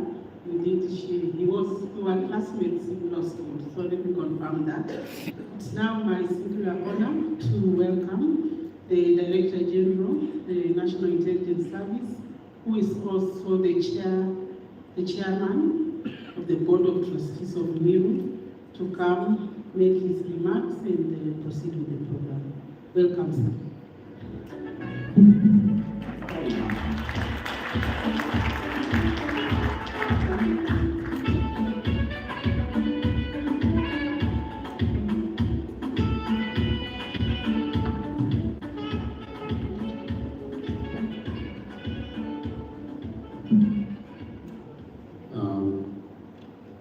The Honorable Murkomen, Cabinet Secretary, Ministry of Interior and National Administration, the Honorable Justice Isaac Lenaola, Judge of the Supreme Court of Kenya,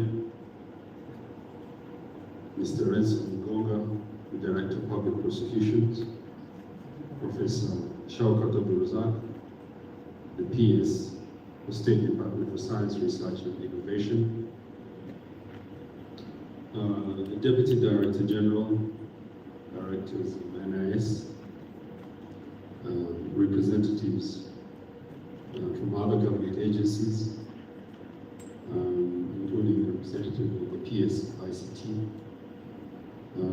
representatives from Cambridge, Nacosta, then the National Research Fund, the Kenya Cybersecurity and Forensic Association, Dr. James Kibon, the Vice Chancellor of Niru, Vice Chancellors from the USIU, University of Nairobi, Masinde Muliro, University of Science and Technology, Dedan Kimathi, University of Technology, the Islamic University of Kenya, representatives from Mary University of Science, Technology, Strathmore University, Kenya College of Accountancy, Kabrak University, Engineer Andrew Masila, Innovation, IT Research and Development Lead from Safaricom.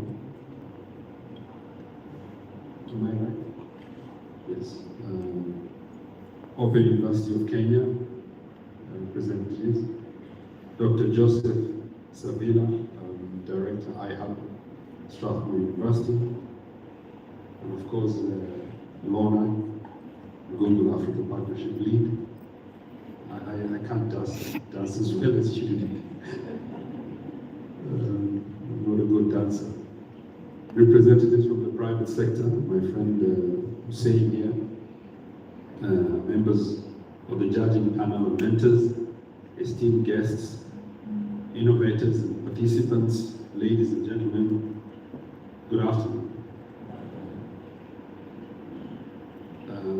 Today I've learned a few things just from the conversation that we had here and the speech by Lorna. I have learned for the first time that there is a difference between soft tech and hard tech. I was wondering why he was doing soft tech and not hard tech. I had to quickly Google the difference of the two, so I'm a bit wiser now. Then I learned from Lorna about Instagram philosopher. I only knew Plato and Aristotle. So I think I'll look for her and ask her who are these Instagram philosophers. That's new for me. But Honorable CS, today marks the successful conclusion of the National Intelligence and Research University AI Hackathon, an initiative that has brought together innovators, institutions, industry leaders, and policymakers in a shared effort to harness artificial intelligence as a strategic enabler of national security and innovation. I would like to begin by expressing how impressed I am by the wide array of solutions presented and by the exceptional level of talent represented here today. This journey, which began as an ambitious idea, has proven both challenging and deeply rewarding. When the Hackathon submission portal opened in October 2025, as we were told, we received over 2,500 proposals from innovators across the country. This overwhelming response has not only reflected strong interest in artificial intelligence, but has also revealed the depth of creativity and technical capability within our innovation ecosystem.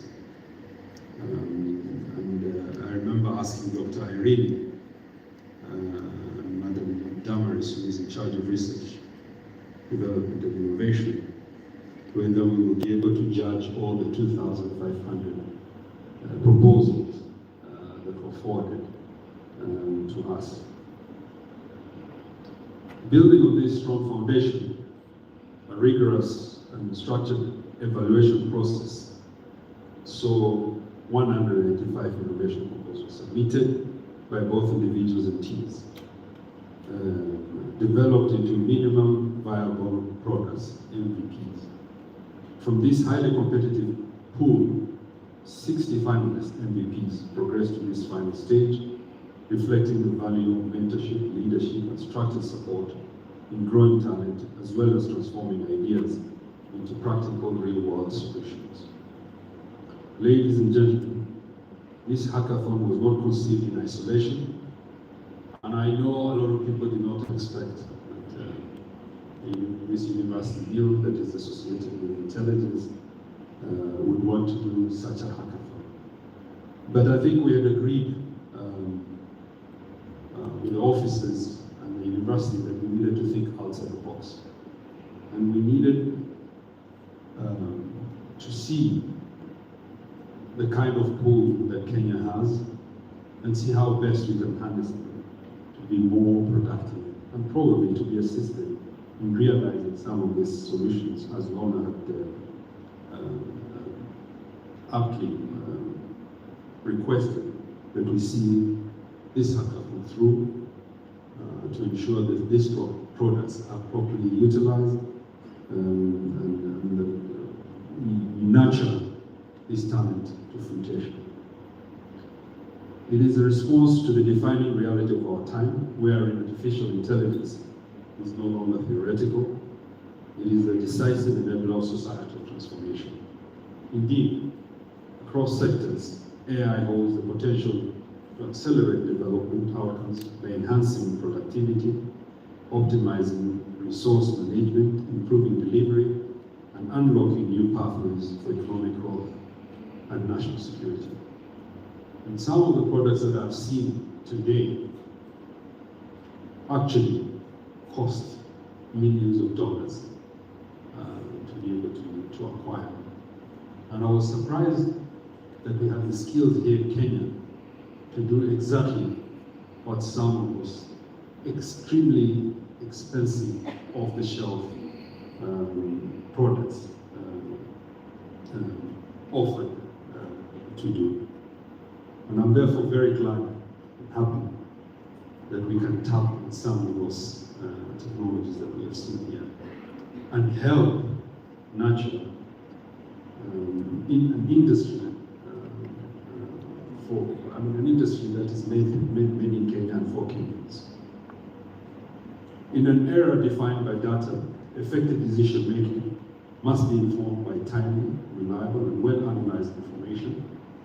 In this regard, AI systems can support policymakers in identifying trends, evaluating risks, and allocating resources more efficiently, thereby strengthening governance. In addition, it can also enhance transparency and accountability in public service delivery. For Kenya, this presents a strategic opportunity to leapfrog stages of development by adopting intelligent, data-driven systems that are efficient, scalable, and responsive to our unique national context. And I think, CS, we saw that from the ghost workers to procurement solutions. And I think we can apply both in government and elsewhere. However, this opportunity is not without consequence. As we digitize, automate, and interconnect our systems, we also expand the surface upon which threats can emerge. And I think the justice aptly brought this out for us. These advancements are making government services, financial systems, and critical infrastructure more exposed to cyber intrusions, manipulations, and exploitations by transnational networks. We thus require intelligent systems that can continuously monitor networks, detect emerging threats in real time, and quickly adapt to evolving attack patterns. And we also saw a solution providing that for us. And we saw in real time the number of attacks that are happening in Kenya, but also the ability for hackers to hack into some of the government systems, like health, e-citizen, which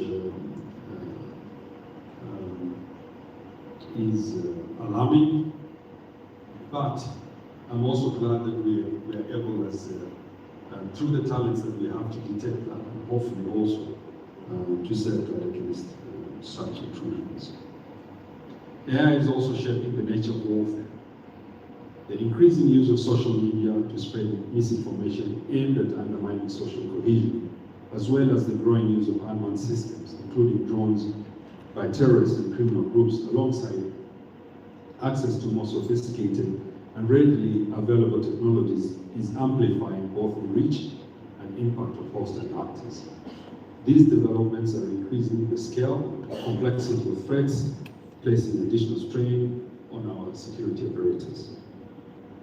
Against this backdrop, we must also be candid about the challenges we continue to face as a security sector, Honorable CS. In many instances, our systems of record remain largely manual, limiting accessibility, real-time sharing, and the ability to analyze information at scale.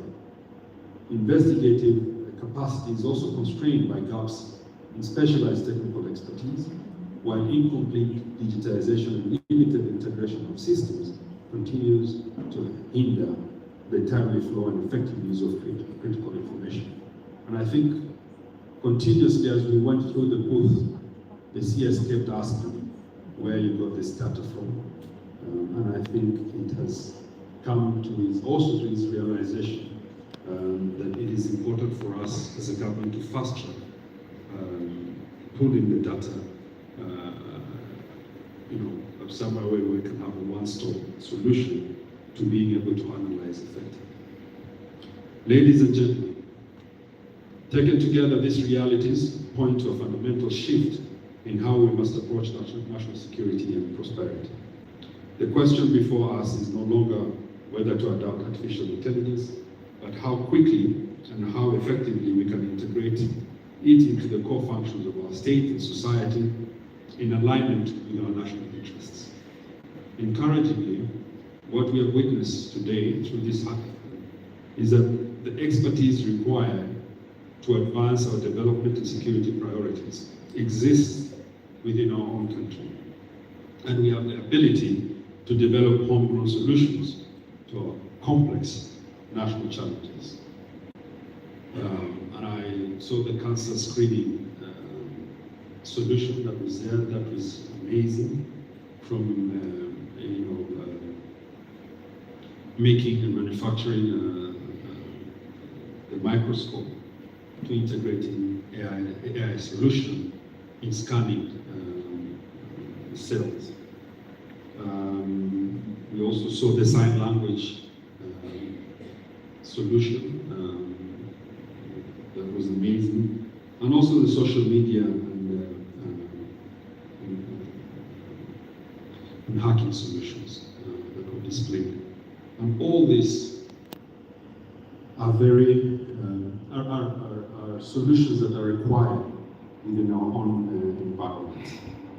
The task before us now is to sustain this momentum by ensuring that promising solutions are further developed, supported, and translated into real-world impact through continued investment in research, talent development, and technological infrastructure. And I'm happy that the PS, and I think I was with him when he requested the president to up the percentage to 2% during the Niru graduation, and the president gave that direction in front of the two of us. So this is very encouraging. This must also include protecting our innovations through patenting and copywriting. In doing so, we not only strengthen our national capability, but also position ourselves as a regional leader in technology and artificial intelligence. And I think some of the solutions here, next week, we have a big conference called the Mashariki Cooperation Conference that will host over 60 Director Generals of Intelligence from all over the world, especially a majority of whom will be from Africa. And we have requested that these solutions are showcased during that time. Because a lot of the African Director Generals look up to Kenya as a country that can offer solutions for them. And I think a lot of these solutions are solutions that can be used by other intelligence services. Unlike any other countries that provide these solutions, Kenya can also provide a solution that is actually geared to an African environment. Achieving this vision, however, will require strong leadership, sustained collaboration, and an enabling policy environment. Allow me, therefore, to thank Honorable Isaac Lenaola, Judge of the Supreme Court of Kenya, whom on short notice when I requested him to come, he accepted. Thank you very much. I think I worked very closely with him in the NCAJ, when I was in DPP. And we all had a vision of how best to harness locally developed solutions. I also want to thank Mr. Renzo Lugonga, also on short notice. He also accepted to come. And I think there are solutions here that provide a pathway for both institutions. As we advance in this space, a responsive and enabling legal and regulatory environment will be critical. We look forward to the continued support of the judiciary, the criminal justice sector, in fostering a framework that allows innovation to thrive while upholding the principles of justice, accountability, and public trust. I also wish to extend my sincere appreciation to our chief guest, the Honorable CS Kipchumba Murkomen, the Cabinet Secretary for Interior and National Administration, for gracing this occasion. And I continue to brief him on this program, and he had a very keen interest in how we were proceeding with this hackathon. The innovations presented here offer practical solutions that can significantly support our national security priorities, Honorable CS. Further, allow me to commend Niru for its leadership in convening this initiative and for providing a credible national platform to nurture innovation. And I want to single out Dr. Irene and Madam Damaris from AI and Research and Development. I also extend my appreciation to the Niru AI Hackathon Planning Committee. I think that they're in there for successfully delivering this inaugural initiative, and to our partners across government, academia, and the private sector, whose collaboration has been instrumental in making this program a success. Specifically, I would like to acknowledge USIU, Strathmore, the Duke Matthew University, and the Muliro University of Science and Technology, Equity Bank, and especially Safari. Thank you very much. I further thank the judges, mentors, and supervisors for their professionalism, expertise, and dedication in ensuring a fair and rigorous process.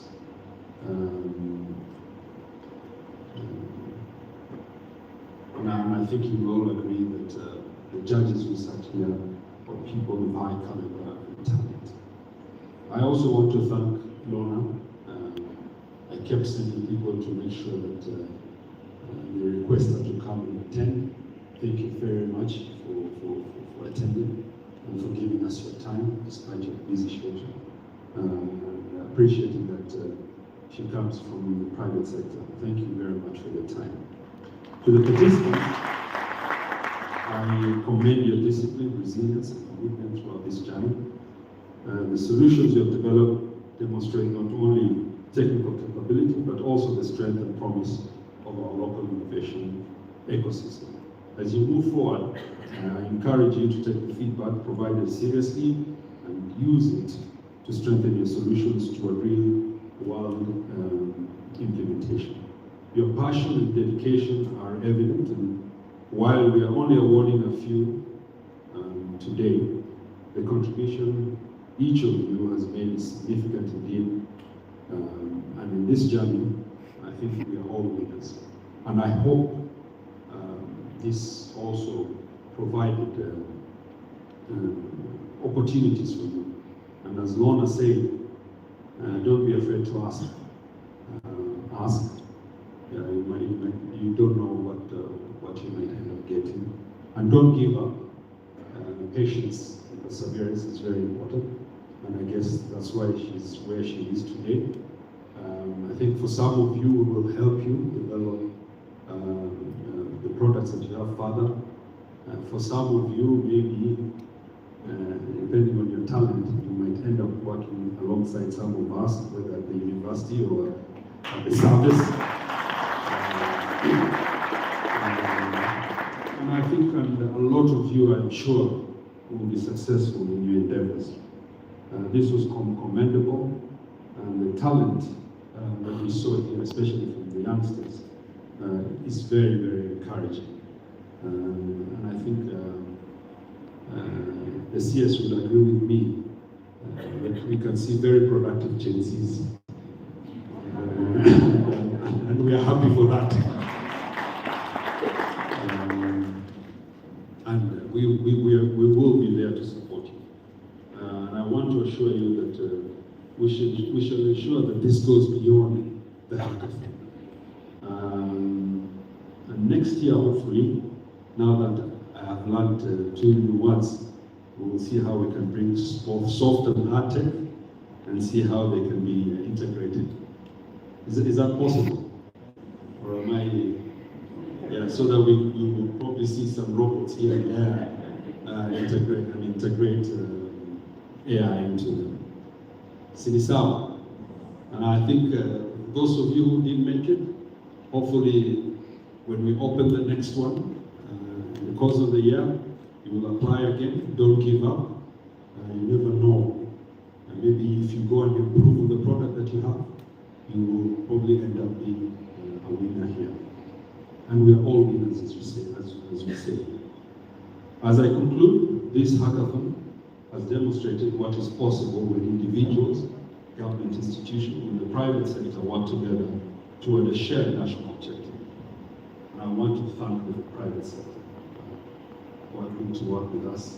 A lot of times people are afraid to be associated with us, but on this occasion, I think I've seen quite a number of you who have agreed to work with us. And I think this is a change in mentality. We are here to assist. We are here to work for you. Intelligence is not a creature that is there to inhibit people, but to help and help you in multiplying. We want to be people who plant the seed. And if you look at a lot of the other countries, a lot of the products, including the World Wide Web, these were developed either by the defense industry or by the intelligence. And I think we have to think that way as Kenyans. How do we harness the different strengths that we have, bring it together, and come up with products that will help us kufika Singapore. By aligning technology and AI with our development and security needs, we can shape a future that is both secure and prosperous. Thank you, and God bless you all. So I hand over to you. Ladies and gentlemen, kindly join me in appreciating Director General, NIS, Senior Counsel, Thank you.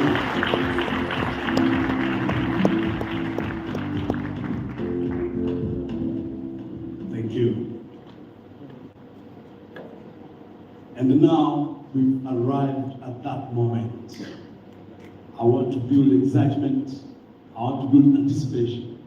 And as I do that, allow me to invite on stage our Chief Judge, Ali Hussein, to join me, because now I want to open ground for the official award ceremony. Let's clap for him as he joins us.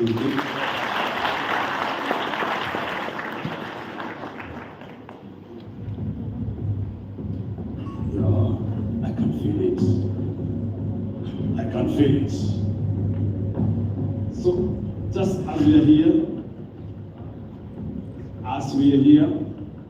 on this journey, we say the strength of any process depends on the quality of its evaluation.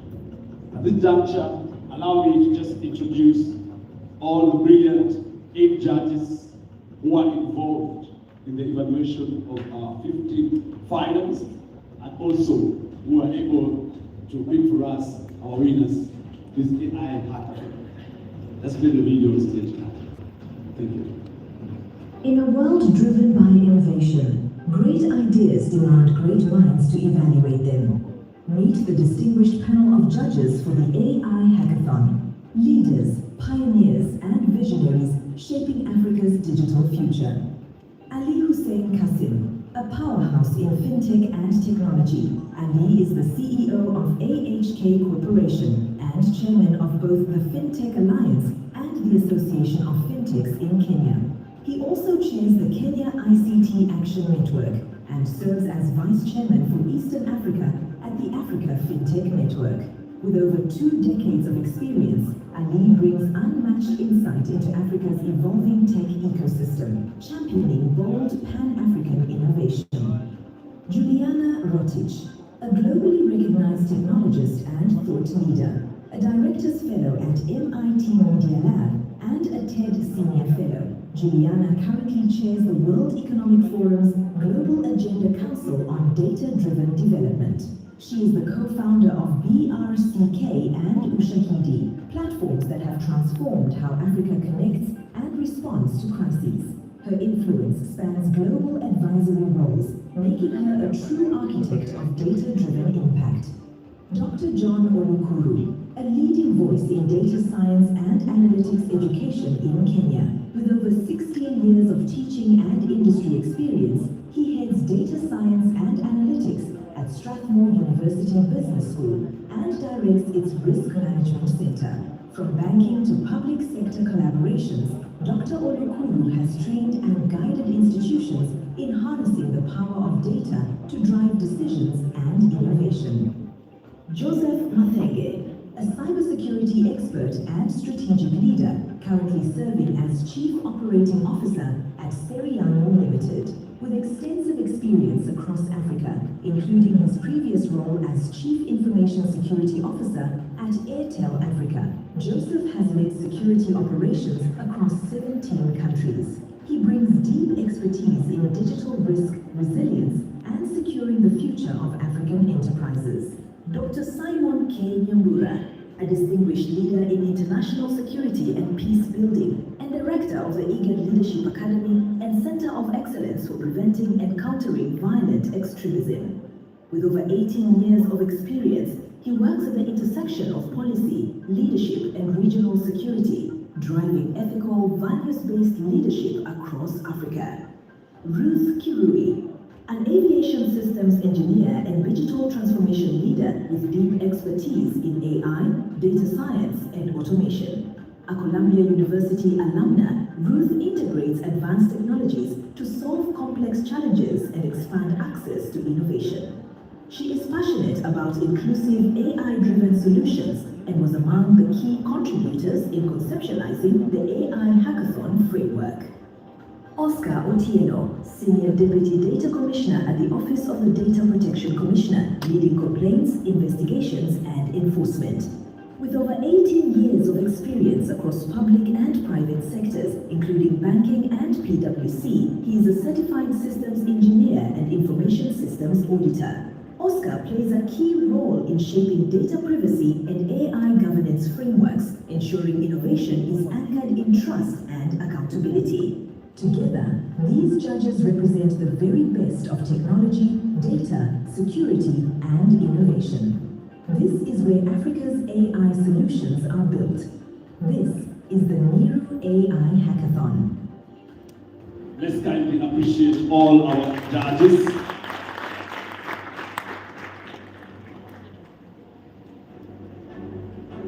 Did I hear that?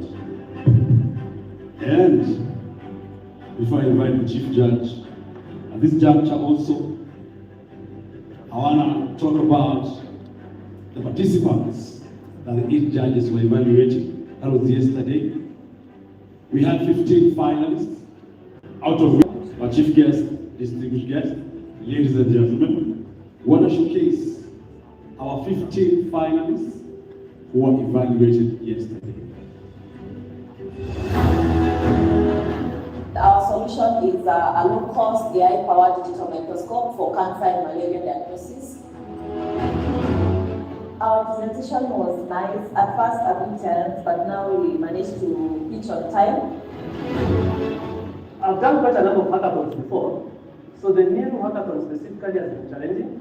It has been involving. We had mentors and we have coaches. So it has been mind-boggling and enhancing us to think and to broaden our spectrum on AI. The highlight of the presentation was when the judges saying that the system has to be locally used. I believe I performed to the best of my ability, and I reward the judges. The highlight of the moment was meeting the industry judges, meeting the industry experts, and really having interaction as we were doing the presentation. At first, it was a bit tense, but I really did my best to make sure that the judges really understood the core problem and the solution that I gave. The solution we are presenting today is called the universal space. It is a nervous moment for us, but we are confident that our solution will be adopted and, of course, scaled nationwide. I performed so well in terms of how prepared I was. The hackathon process has been okay in terms of preparations, coordinations, and in terms of also the teaching. We have good judges.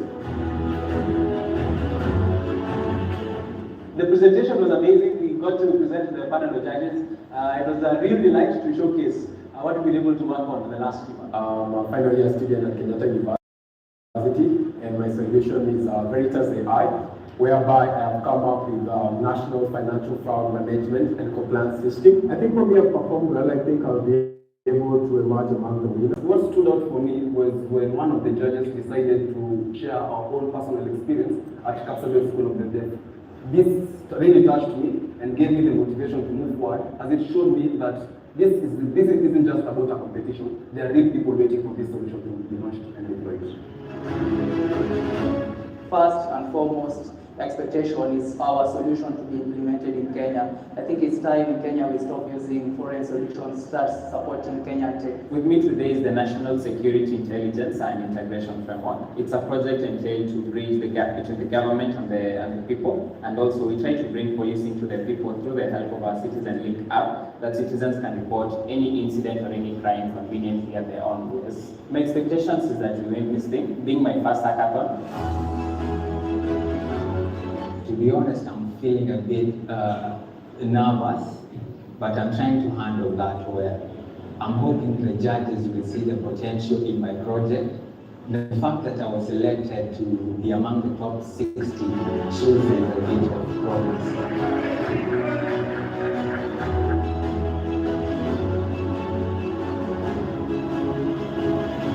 Ladies and gentlemen, let's appreciate all our 15 partners.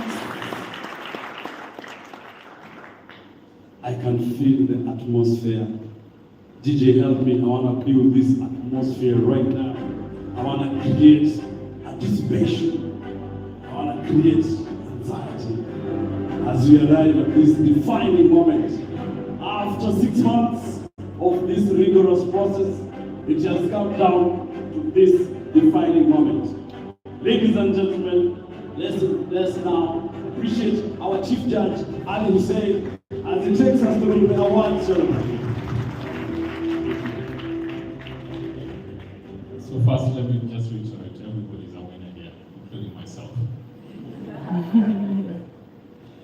So first, let me just say the type of awards we are giving out today, and to just acknowledge, and I think we will acknowledge all the judges from stage 1 up to the end.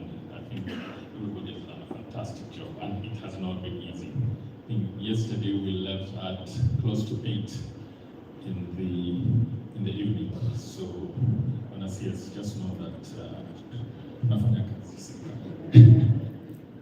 So the first is every top 60 solution participant will receive a certificate of participation. That will be issued at the closing ceremony today. And I would like to add on to what Lorna said. Use LinkedIn, please.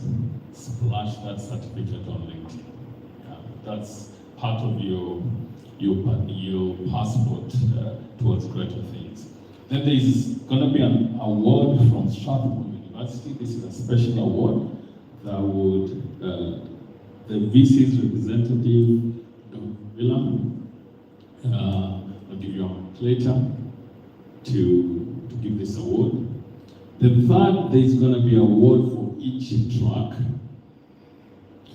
Best solutions in special categories. Then we'll have, last but not least, the overall awards. First runner-up, second runner-up, and the overall winner. So, Tufungue sama ama tungoje kidogo? Tufungua. Okay. So I would love to request, as I mentioned the names, for Bwana DG and Bwana CS to come up with me to be giving out the awards, as we mentioned. So, track awards. Track awards. The award for the best track award, governance, public policy, and political stability. Mulika AI. This is an individual award going to Itonga Mushiri. Itonga Mushiri, well done.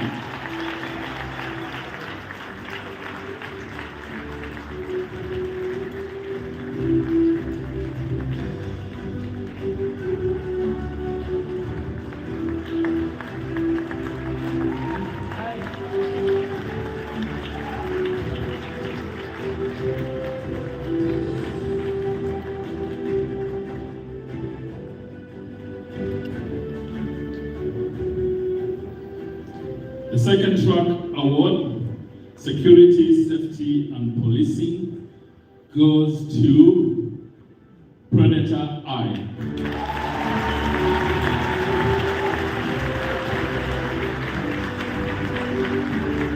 This is an individual award to Nathan Courage. Well done, Nathan.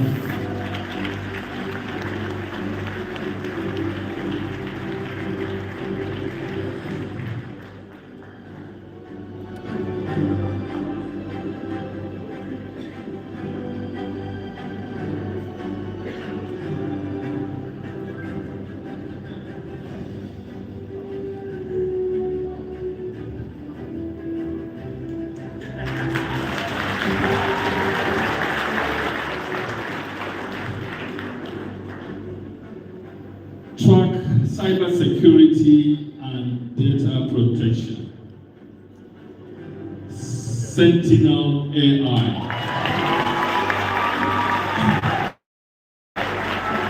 This is an individual award to Sharon Jerry.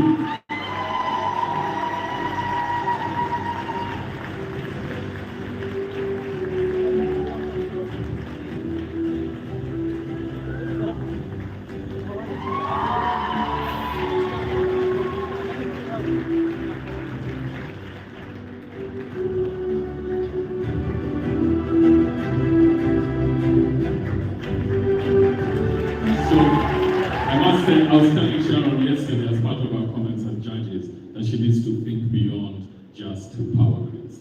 One of the most crucial issues around our critical infrastructure today is cyber connectivity and all that. So she needs to think beyond that. Well done, Sharon. The next track award, generative and agentic AI, goes to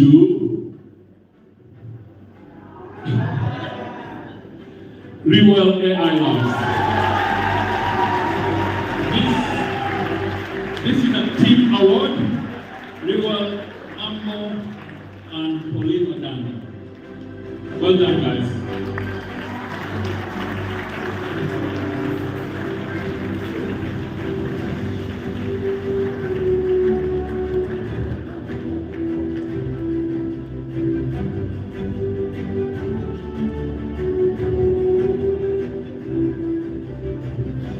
The last track award, Sustainable Development and Economic Innovation, goes to Team Agrovault. That's Emanuela Omongu. Ameshangaa? Well done, guys.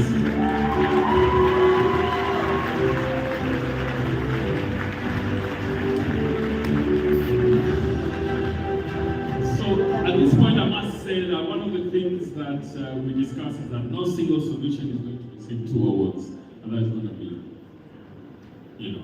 unfair, right? So we are done with the track awards. We now go to special categories. I'm telling you guys, it was not easy, but here we are. Best Rookie, and because I come from Kilifi, I'm not going to mince any words. This was one of my favorites. Maritime and normally food and this is really about sustaining and making sure that our blue economy dollars go to the right places, which is Kenya. Well done, Tim.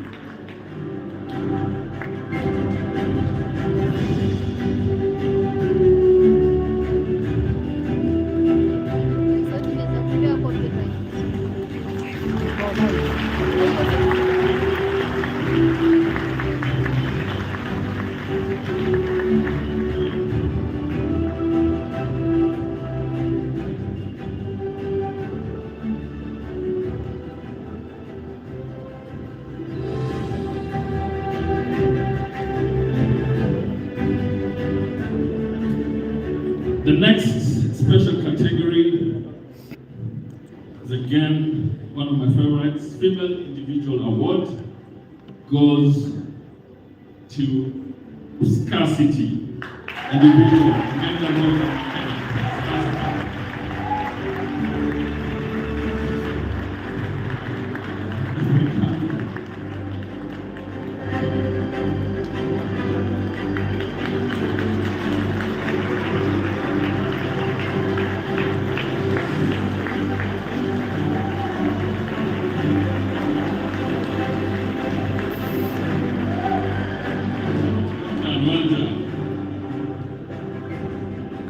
On the special categories, the last award goes to the best security ready solution.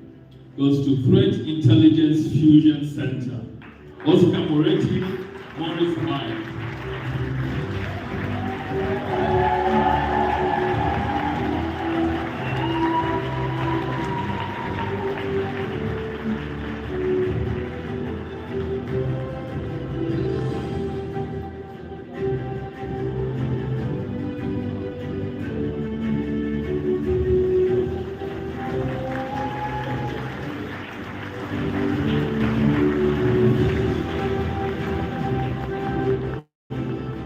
Let me just say, you don't need to go to Singapore. Yeah. Well done, guys. Well done. So we are getting to the finale. Overall awards. Overall awards.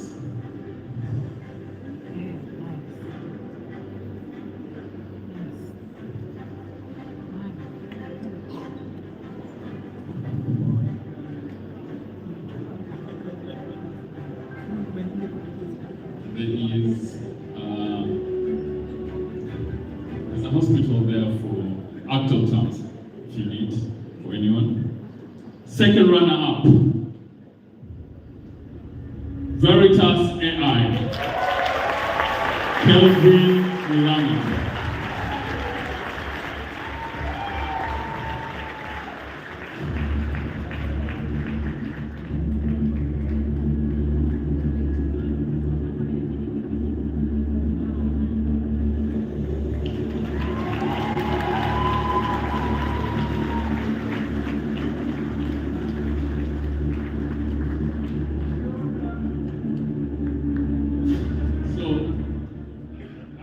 Boss, just 1 minute, Kelvin. I want to sell for you. Stand there. How big was Safaricom? Boss, we don't work.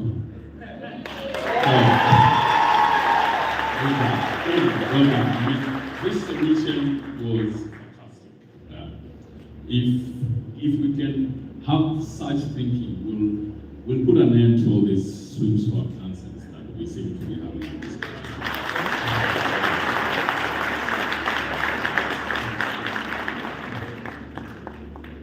Well done, Kelvin.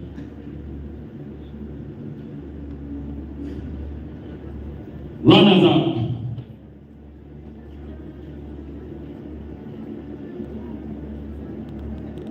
Mary, did I get the right?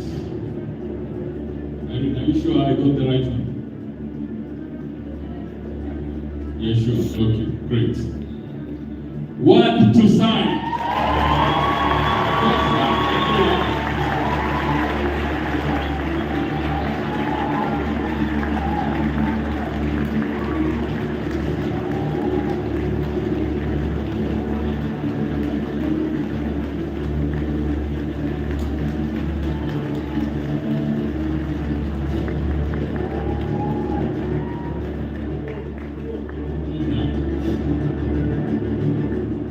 I was telling this young man that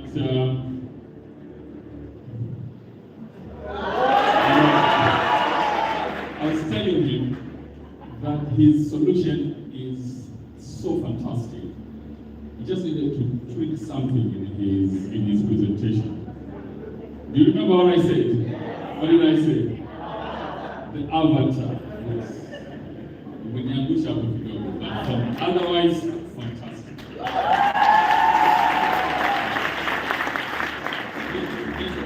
There's always room for improvement. Great.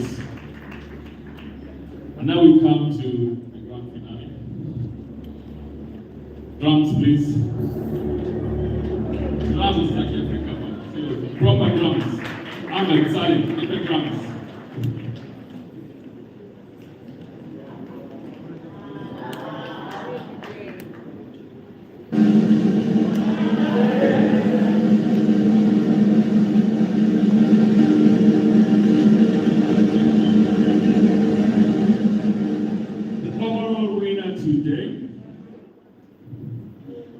A low-cost AI-powered digital Microsoft for accessible and relevant Team Caroline, the key, Daniel, the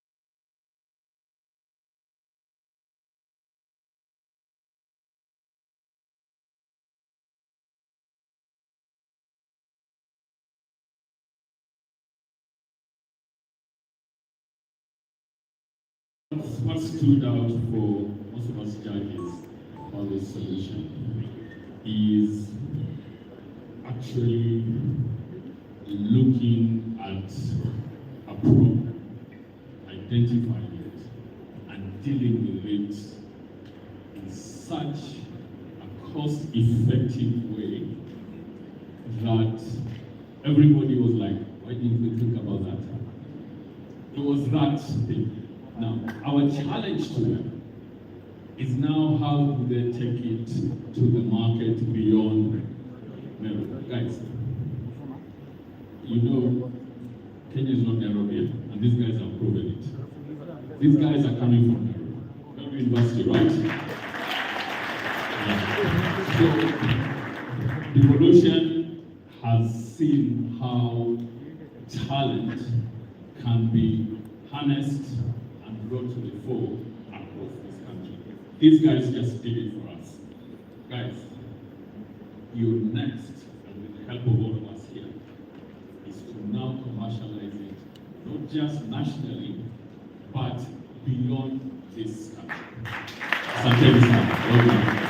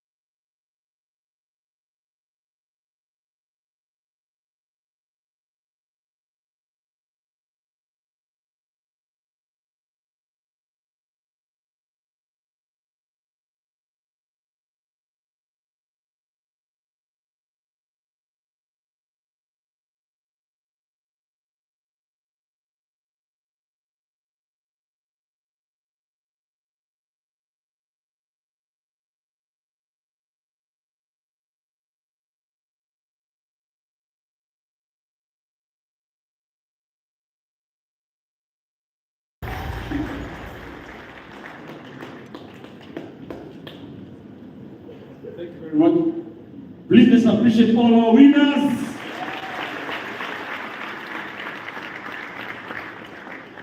Congratulations to all our winners.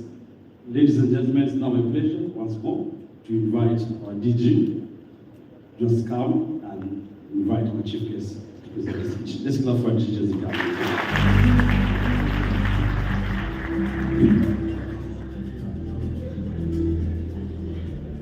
I now have the singular honor to invite the Honorable CS Murkomen to give his closing remarks. Welcome, sir.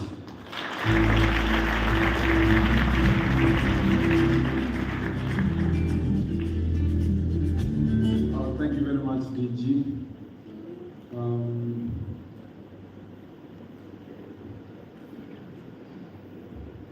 The Honorable DG, Noor Haji, Senior Counsel, Justice of the Supreme Court, Honorable Isaac Naola, Principal Secretary for Science, Research, Science and Technology, the DPP, the Vice Chancellor of the Niru University, all the distinguished guests present, the judges, the participants, ladies and gentlemen, good afternoon. Good afternoon. I have the unfortunate opportunity to be speaking when some people are happy and others are disappointed. But let me start by saying congratulations to all of you for participating in this inaugural hackathon organized by the Niru, by the National Intelligence Research University. It is a great pleasure to join you today at the Niru AI Hackathon Final and Awards ceremony. I commend the National Intelligence Research University for convening this important initiative and for creating a platform that brings together innovators, institutions, and industry to explore how emerging technologies can contribute to national development and security. Ladies and gentlemen, across the world, innovation and technology are no longer peripheral. They are central to our nations to how nations build prosperity, strengthen institutions, and secure their future. Artificial intelligence, in particular, is redefining how economies grow, how governments deliver services, and how societies respond to emerging and complex risks. At the same time, the concept of national security continues to evolve. Traditionally, security focused on territorial integrity and the physical threats. Today, it encompasses cyber threats, digital infrastructure protection, economic resilience, and the safeguarding of critical information systems. This expanded landscape demands new capabilities, new thinking, and new partnerships. The most advanced digital economies are closely linked to strong security and intelligence systems. And His Excellency the President has always emphasized this, that even as we work towards being a first world country, it's important to understand that the security and safety is an enabler. You must have safe and secure, properly educated population. The result is a powerful cycle in which national security capabilities fuel civilian technological advancement. The path Niru has taken through the AI Hackathon is tried, tested, and guaranteed to transform our IT ecosystem. I think DG is the one who captured it well, that all the technology that we buy now and sold to us originated from intelligence organizations from other countries or their defense ministries and institutions. And so it's important for us as a society and as a community to understand that this is the way to go. Let me say that I don't know, some few years ago, I still think, some people still think I'm young, and also in my head university the other day, just that I realized I'm among the people I used to call them old the other day. But nearly 22 years ago, while at the university, I remember there was a lot of debate about research and development and the link between the universities and the industry. And what the university have been hearing for many years is this partnership and the link where there are practical solutions that come from the university and there is direct connection to the consumers. And I have said this and I want to repeat this when we were in the other graduation, Niru's graduation, and I want to repeat it here that I feel very gratified to see a direct link between a university and providing solutions that are going to be used in society and in the industry. And I'm happy that the tech companies are here and are ready to take some of the best students from, or the best researchers, or the winners here. And I'm sure all the 60 are the winners because they were able to come to this demo. Number two, I remember also that around that time, the debate was the relationship between law, science, and technology. The question was always whether the law should come before you can have the technology, or the technology will come before the law. And the obvious fact is that the making of the law, passing of law, legal interpretation has always followed technology, because technology is faster, is ahead of the lawmaking process. And this is not a new thing. The way just Noor will tell you, and all the lawyers, senior counsel, the DG here, among others, that even simple principles of negligence, like how the principle of negligence developed, is that,